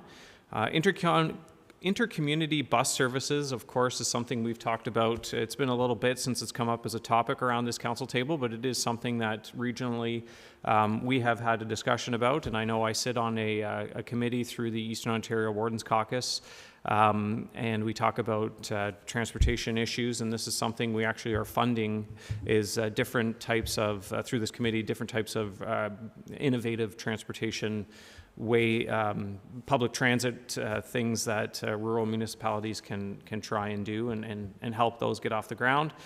And then last but not least, the other challenge opportunity that they're trying to touch on is supporting the trucking industry, because we are really in a major trucking corridor here through SDG. So highlights of the plan. So these are the action items that the province has identified. I'm picking from those 50, the ones that I thought were very relevant to SDG and what were liked about them. And I'm not going to spend really any time on these, but some interesting things to see is that they identified wild parsnip as a priority in addressing wild parsnip along their provincial highways, which is a good thing. They did specifically note that there is opportunity for tourism partnerships at the Baynesville En Route Center, so that's something I feel certainly, that our tourism staff would be interested in pursuing further. Designing interchanges for long combination vehicles, or LCVs as they're called, I think is, that's something we've been advocating for a long time, and particularly through this area because of the logistics, the type of logistics development that we see in SDG and along, the SDG to Brockville corridor. Local airport sustainability was another highlight that they wanted to address. So, again, we've had some discussions about the Somerstown Airport, so I think that's very favorable. The transit, they did mention high frequency rail, which I know right now Alexandria is identified on the was it the Windsor to Quebec City route? So that's good, and I think that's important that the provincial government identifies and plays a role in it, and I certainly think that benefits the region as a whole if we're a part of that. One that I thought, and certainly whenever we talk about our next topic, I thought was interesting to see is considering agricultural equipment in future design standards. So it was interesting to see that, and I think that that's probably long overdue, quite frankly, from the province, because they, generally speaking, the province leads these types of initiatives, and that trickles down to counties and then local municipalities. So I like to see that, and I look forward to seeing how that develops and grows. But back to what I was getting to at the front, and I know, again, I just want to reiterate that Councillor McGillis, even discussing this morning, very much wanted me to focus on this and make sure that the message was conveyed to council. Yes, lots of great things in there, but there are some things missing. And I think there's an opportunity for the counties to advocate. And really the big one is, again, Highway 138. There is no mention at all within that action plan of the Highway 138 corridor, and it boggles my mind, quite frankly, why it wasn't, given that there is a completed EA. The province has made, has started to implement the recommendations of that EA, so park and ride parking lots have been constructed, so that's a good thing that was identified, and that's a good thing. The roundabout at the intersection of 138 and Headlight Road, County Road 44, design is underway, so we're expecting that to be continuing forward. It's been a while since we've received an update, but we understand that is in progress, so again, that's a good thing. But there is a long-term plan to actually construct those passing lanes, and there was, to me, if that was the only thing mentioned in there, I would have taken that as a good sign that it's on the radar. But the fact that absolutely nothing was identified tells me either it was a complete oversight or I don't know. So I think that we should take a strong position as a county and identify that this needs to be put into this action plan. And I think it complements very well if you follow the press. And unfortunately, another recent fatality on April 28th on Highway 138, and a large petition with a lot of support going around our communities right now. So there's a lot of, a lot of attention on this issue, and it's a good opportunity to continue to advocate for it. The other one, and it not necessarily, this is something I think I'd like to put on the province's radar with, again, council support. Looking at high volume arterial roads, and it's not necessarily something here in SDG I see as an issue right now, and I really reflect on our neighbors to the north in Prescott Russell. Their County Road 17, as it approaches the city of Ottawa, is well over 20,000 vehicles a day. We have County Road 31 at the north end, past Winchester, we're in the 10,000 vehicle a day range. So double that. And that, to me, that was a former highway that was graciously provided to the United Counties of Prescott Russell back in the Mike Harris days. And I think, reflecting on the idea that this is talking about future, planning for future development and future growth within Eastern Ontario, which they recognize as a growing and vibrant area that's just going to continue to grow, as it should. I think there's an opportunity here for us to advocate for the province to start thinking about, there are some links and connections that exist right now that may be better suited as provincial highways rather than county roads. And again, I can't say, I can't sit here and bang the table and say County Road 31 should be one at this moment. I think we manage it very well. I think it's a very manageable roadway, but I can imagine putting myself in Prescott Russell's shoes when you're at 22,000 vehicles a day. Imagine a Dorn Creek project and how we would be. I don't know how you could do that. I quite frankly don't know. And it's something that I know for a fact that they are advocating and talking about delegations for 138. At every opportunity, they are at a delegation in front of a minister to say this makes no sense as a county road. Why is it a county road? So I think that some language and some suggestion that should be on the province's radar is something we should be advocating for too. So in terms of next steps, I'm looking for council's feedback. If essentially council agrees with the things I've identified in here, I always think it's good to point out the positive, but then identify the things that we think need to be added, which are specifically 138 and the other item with arterial roadways. Things I'm looking for some feedback on. Do we want to include North and South Stormont as authors of this letter, similarly the City of Cornwall and the Mohawk Council of Akwesasne, or do we want to do it independently and make sure we specifically circulate them so that it's on their radar as well? And then do we want to copy our neighboring counties? So with that, I'll turn it over to council to get some direction. Thank you very much for that report, Ben. As a matter of fact, at that announcement with Minister Mulroney, she asked me, so how are things in your neck of the woods, transportation-wise? And I said, well, the 138 is a big problem. And it was sort of like this the lights went on sort of thing. I'm thinking it got overlooked because, how could they not have it on their radar, right? It's been around for a long time. So I think there is a huge opportunity for advocacy there, for sure. Councillor Armstrong, and then Councillor Gardner, Councillor Smith. Thank you, Warden. I think, I doubt that, not to speak for other people, but I doubt that anybody would disagree with you on 138.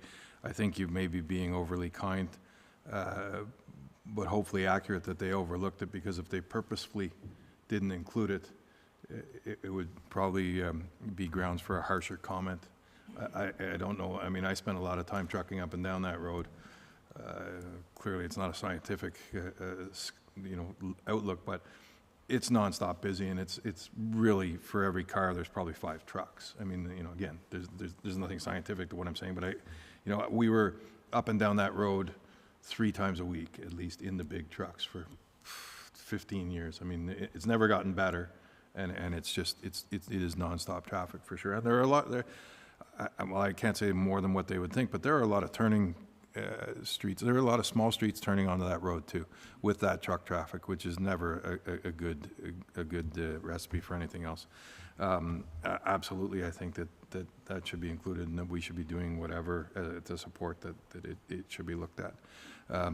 As far as Prescott Russell, sure, I've driven that road as well, as we all have. It's not exactly the best entrance either. The only thing I would take a little umbrage with is I think you're giving me a little short shrift for Highway 31.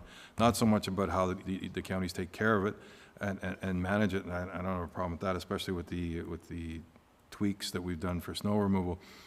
But like Highway 138, like Highway 17, Highway 31 is one of the, well, if you include 138 for our purposes, is one of 3 ways to get into the capital of the country.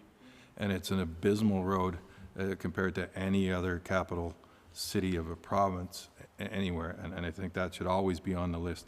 But people that are going to leave a road like 138 off, I don't think will ever put their attention to Highway 31 either. So it's quite disappointing, actually, what they put together for a plan as far as for SDG. I thought 138 would be right there in the top 2 or whatever. And I thought, I actually did foolishly hold out some hope that they would have 31 included there, maybe 25 paces down the list or something, but somewhere on it to at least acknowledge the entrance to the capital. So I think, certainly from my standpoint, the 138 should have all the endorsement of this council, and we should be, as you're doing for Prescott Russell, we should be canvassing all of our neighbors saying, we need something done here. Ben, can you please bring your presentation down? Thank you. Councillor Gardner. Thanks, Warden Williams. Just to echo what Councillor Armstrong said, we need to remember this was not an Ontario plan. They actually took the time to break it down into sections. Eastern Ontario's big, but it's not that big when it's broken down like that. So I think that this needs to be treated as absolutely a situation where we were left out. The 138, I asked how many delegations had been made, and there's been so many delegations, so much time, and to have it completely ignored, I think, is something that the counties needs to aggressively champion. And as somebody who used 31 to commute, I get asked all the time in South Dundas, what was your commute like? I just moved here. I've got to go to the office in Ottawa a couple of nights a week, and or a couple of days a week. And I'm sitting there going, I'm surprised we don't have more accidents actually on the 31. And depending on how things go with migration and stuff, it needs to also be, the 138 obviously is the one to champion now, but the fact that's in Eastern Ontario plan and the 2 highways that SDG used to get to the nation's capital were completely left out is ridiculous. So I think it needs to be loud. Councillor Smith and then Councillor Landry. Thank you. Through you, Warden. I have to absolutely agree with my colleagues. I'm more concerned with 138 for obvious reasons. I mean, it goes right through the heart of our township. But we need to get a letter and send it off to the minister and let her know that we're serious. We need to look at right now, spend some money on consultants, some engineering firms that actually know how to handle this. We need for them to come back with a plan, something to show us what they can do, because I haven't seen it yet. I think they're avoiding it because, frankly, I don't think they have the answers to fix this. And I'd like to put the pressure on them and say, you know, come back with a plan, because I don't know how many more people have to die or who has to die before someone will make a decision to get this done. It's really frustrating. We've been talking and talking and talking, and talking isn't going to save lives or stop accidents. We have to get a letter and let them know this is a top priority for us. Thank you. Thank you, Councillor Smith. Councillor Landry. Through you, Madam Chair. So it's more of a comment. I believe there was an EA done in 2012, and then we came back in 2019, if my memory serves me right. So to do another EA, I believe we had a delegation at the time, I think it was Minister Urick, and it was brought up to his attention. I think a lifespan of a study is 5 years. Like they went ahead, an RFP, Stantec, I believe, got the last one in 2019. We're spending this money doing all these delegations, came to our table at North Stormont as well as South Stormont, the counties, and the message was related to Minister Urick to say, okay, well, what's the purpose of having a full study? Stantec came back with everything if they're not going to be doing anything for the next. So again, 5 years is coming around the corner, and to see that it wasn't even tabled is just beyond me, where we're spending time, money, and not really addressing it. So more of a comment, but it's something that we have to, like I say, relate the message and get the message across. Thank you, Councillor. Councillor Jaworski. Thank you. Through you, Mayor Warden. Thank you, Ben, for the presentation. I think that you put together the right top priority items. I mean, it's been said, but I'll say it again, just to highlight again, the issue with the 138 makes absolutely no sense. Speaking personally, when I travel into Ottawa, I never take it because I am not comfortable on it for things that you see happening that, you know, are not safe at all.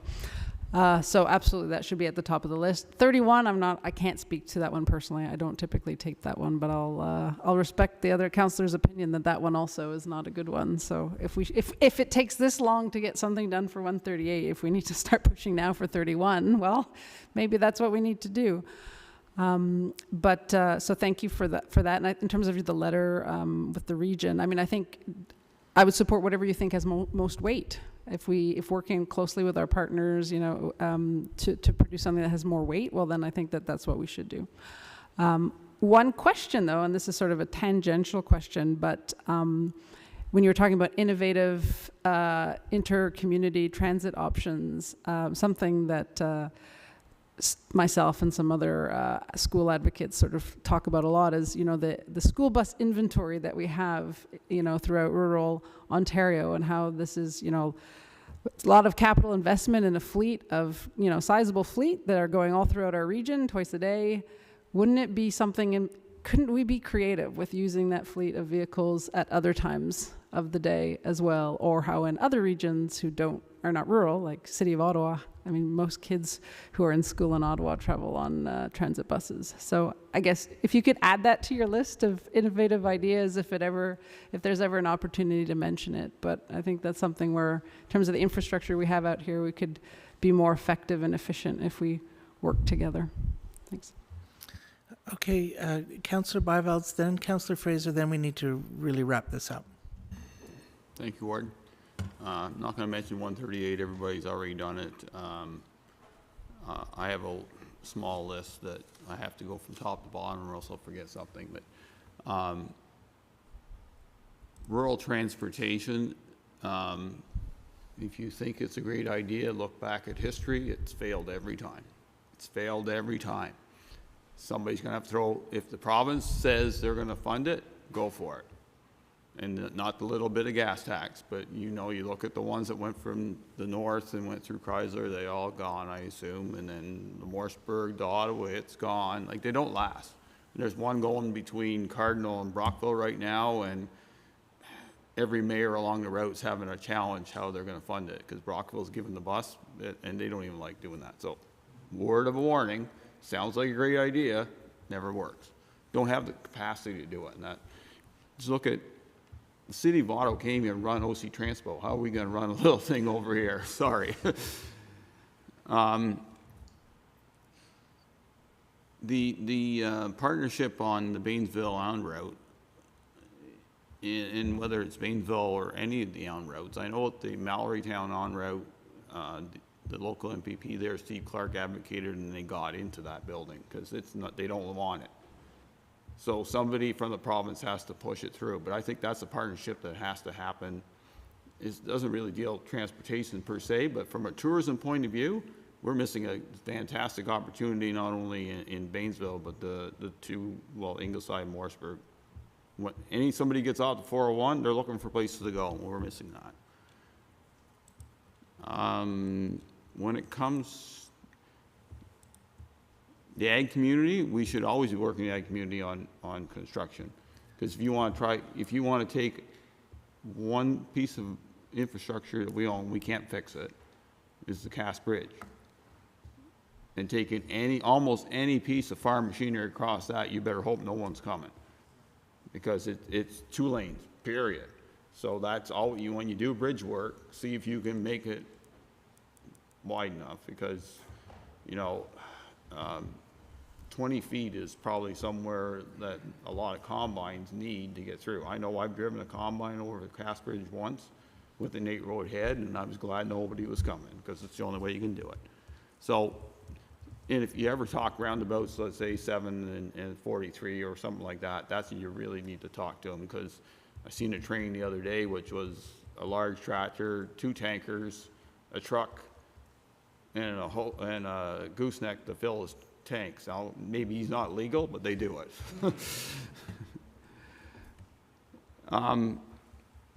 The uploads, and 31 is mentioned, and I don't want to miss the 34, 43, and some extent too, and 2 not so much because 401's there, but 31 is a major route, and we may have to work with the city of Ottawa because we do a good job. The north end of 31 from Williamsburg north is in real good shape. We're fixing part of the problem going down south, and I hope we fix the next one, because I got combed this morning over the part that we're not fixing. But then you hit the city of Ottawa, and it's a disaster, and they're spending all their money on their toys and forgetting about the roads, and that's something that, we can't sit here and say we're going to fix 31 up, and all of a sudden people hit it in the city of Ottawa and they don't care. And they have the 174 to deal with, who's even worse. So everybody's got those problems, but they sounded like shiny toys when we got them in '98, and I know that your former boss was very enthusiastic about getting all these things, but now they've grown to points that, yeah, we can manage them, but they cost our taxpayers money instead of everybody in the province money.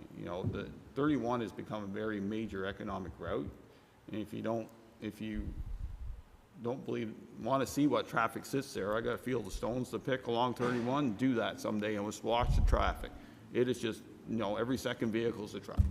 And they're all hauling something somewhere local or even in the city. So, you and I both know more truck traffic, harder on the roads. Simple as that.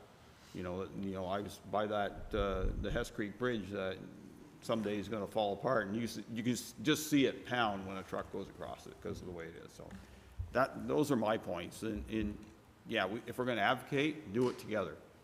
The more bodies into it, the better. One person yelling doesn't matter. 10 people yelling makes a big difference. Thank you. Councillor Fraser. Thank you, Madam Warden. As we've all heard from, as I've heard from everyone speaking so far at the table, the Councillor Armstrong and Councillor Byvelds and others speaking about the heavy traffic, and then to see inter-community bus, how we're going to put tractor trailers on the bus, ag equipment on the bus. This is the transportation in our community that is overwhelming our roads. If Councillor Armstrong speaks of 5 tractor trailers to every 1 passenger vehicle, passenger vehicles aren't the issue. Intercommunity bus I'm not sure how many of us were at the Ogre Conference and listened to Minister Mulrooney's comments and looking for a standing ovation talking about the 413 and saving 30 minutes of time for everyone. Everyone that travels at 413 is going to save 30 minutes on the way to work, on the way to home to be with their families. Let's have a big round of applause.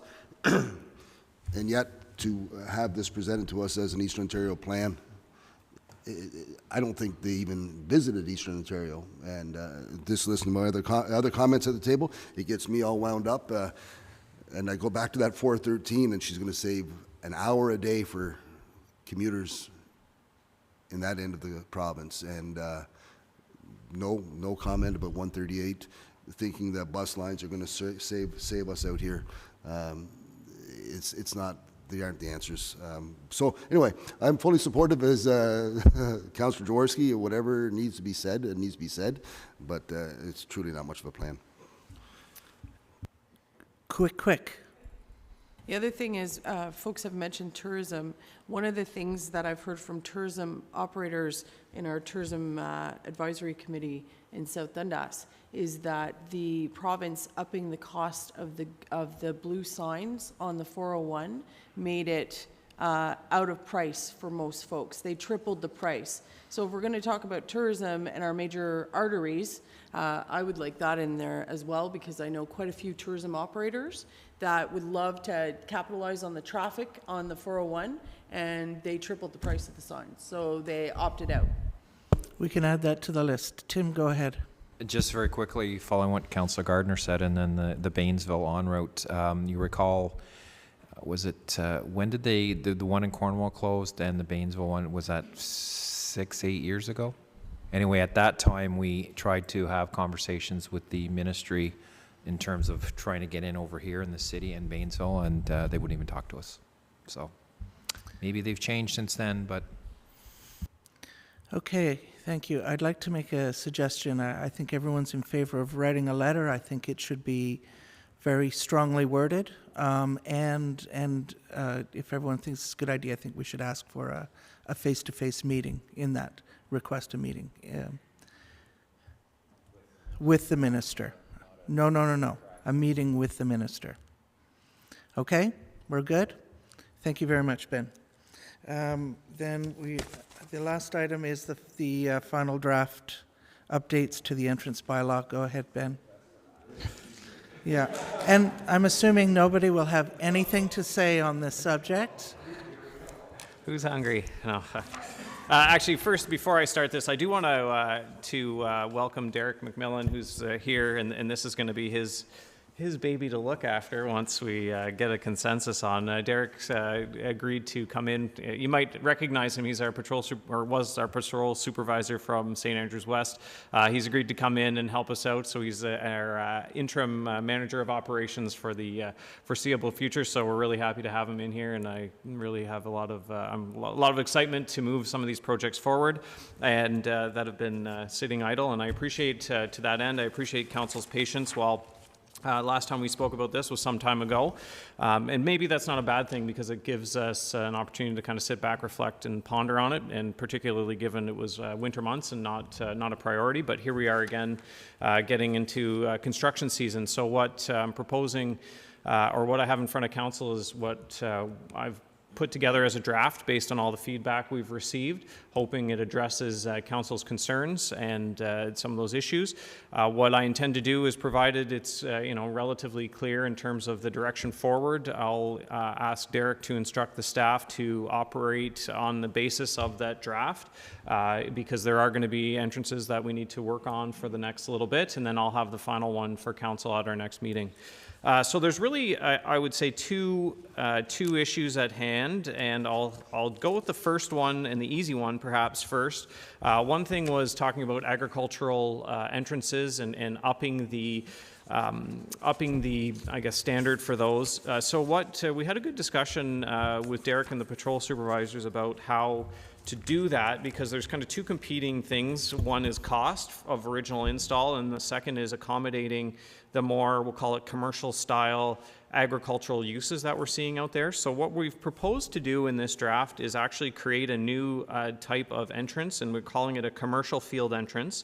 And what it really is we're trying to create a standard where essentially a transport can come in off of the roadway, get safely into a field, and then all the equipment that's working in the field can kind of fill, unload, or operate without impacting traffic. And we're actually starting to see some of these being built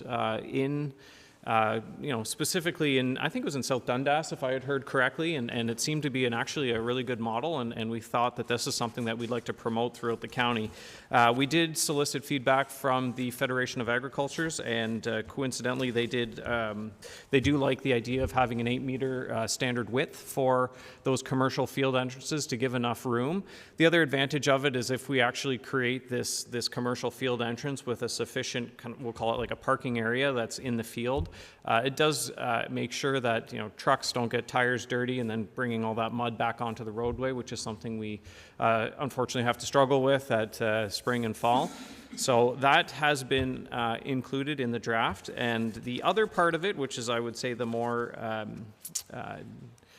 challenging discussions we've had around the table, was with respect to, we'll call it like grandfathering and trying to address, existing entrances and letting them be as long as they're safe. And I think by and large, that was the consensus that I heard around the council table. And the takeaway was that if an entrance or entrances are safe, and they're not subject to any kind of like new application or some kind of something of that nature, that we want to let them be and let people enjoy those entrances as they are constructed. And so the way I've done that is I've tried to include some definitions, and the warden, Councillor Armstrong at the time was the chair of the meeting, and I think that was something that he suggested and certainly made a lot of sense, is try to make sure we have some definitions around that.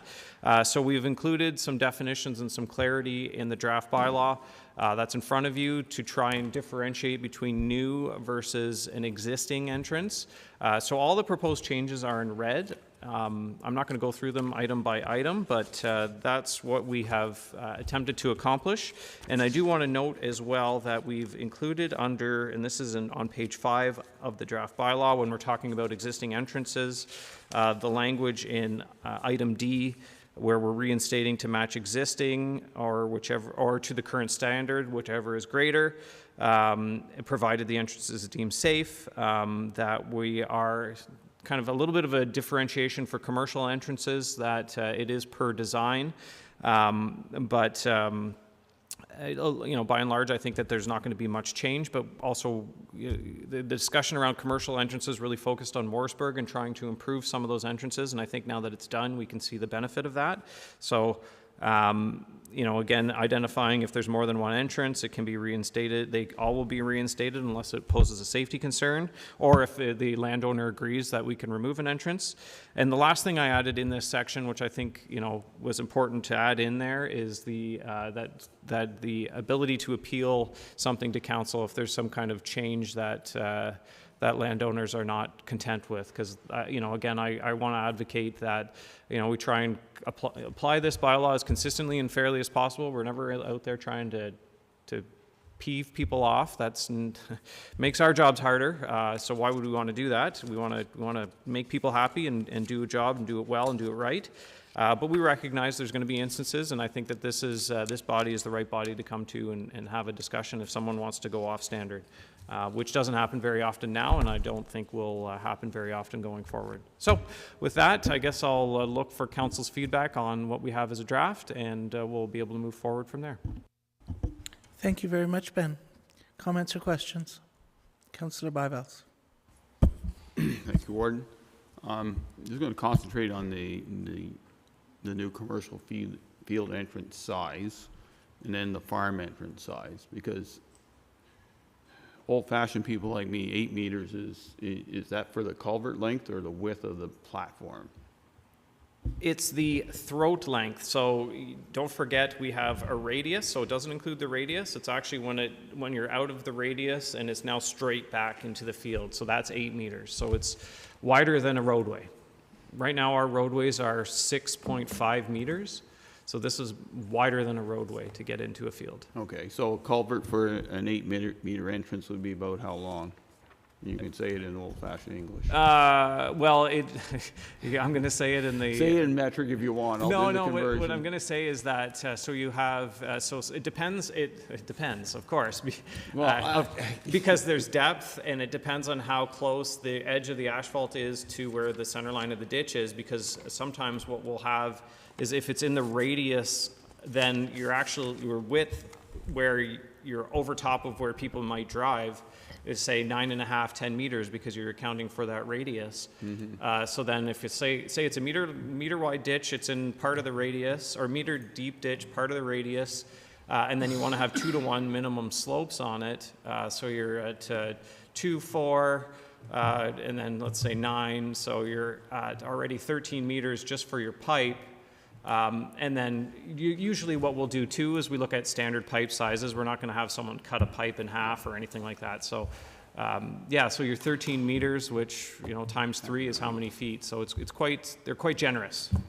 Okay, that makes sense, because, you know, most county roads don't have the generosity of width like 31s or 2s, and that the old highway, way too much land stuff. I just want to make sure that, you know, that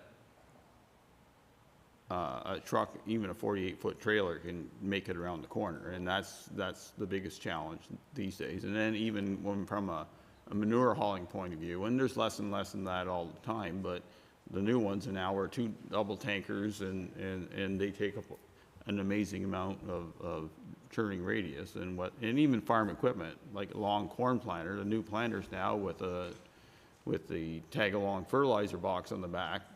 If you got that folded up, you're talking significant amount of length, and that to wiggle that in across the road is challenging. I think as long as I think there's some learning to go on, and you talk to agriculturists and farmers, see what they think they need, because they're not going to spend any more than they have to in the end, right? So 8 meters seems good to the federations. It seems narrow, and even a 6-meter farm entrance, because a lot of them, you know, farm entrances now take a lot of trucks too. When you have to take deliveries, and dairies now all come with large trucks picking up milk. So as long as you keep all that focus in mind, that's where my concentration on issues with this was. The rest, I'll let others decide. Thank you. Councillor Gardner, and then Councillor Landry. Oh. Okay, Councillor Landry, go ahead. Through you, Madam Chair. So just quickly, the old administration's way of prevention was to put 1-foot reserves. And I never understood, so you've got a 1-foot reserve that's created, that's not part of the roadway, so it would prevent them from, we need a building or a culvert permit process to deal through when you put in the culvert. So the fly-by-night weekend culvert installers, if they do go ahead and do their thing, you are entitled to say, well, where's your permit? And then we can deal with it. So I think the 1-foot reserve, just to prevent the culvert, is a legal mumbo-jumbo. I don't think that's really necessary. I don't know how you've written it into the draft, but it's something maybe just to review, and potentially sometimes I don't believe it's, even though I'm a surveyor and you need my services if you need the reserve, I do not agree with it. So anyway, just a comment. Yeah, talking yourself out of work. No, and it's a good point. And to be honest with you, I think you know, when I started several years ago, well, many years ago now, but when I started, it was much more common to request a 1-foot reserve.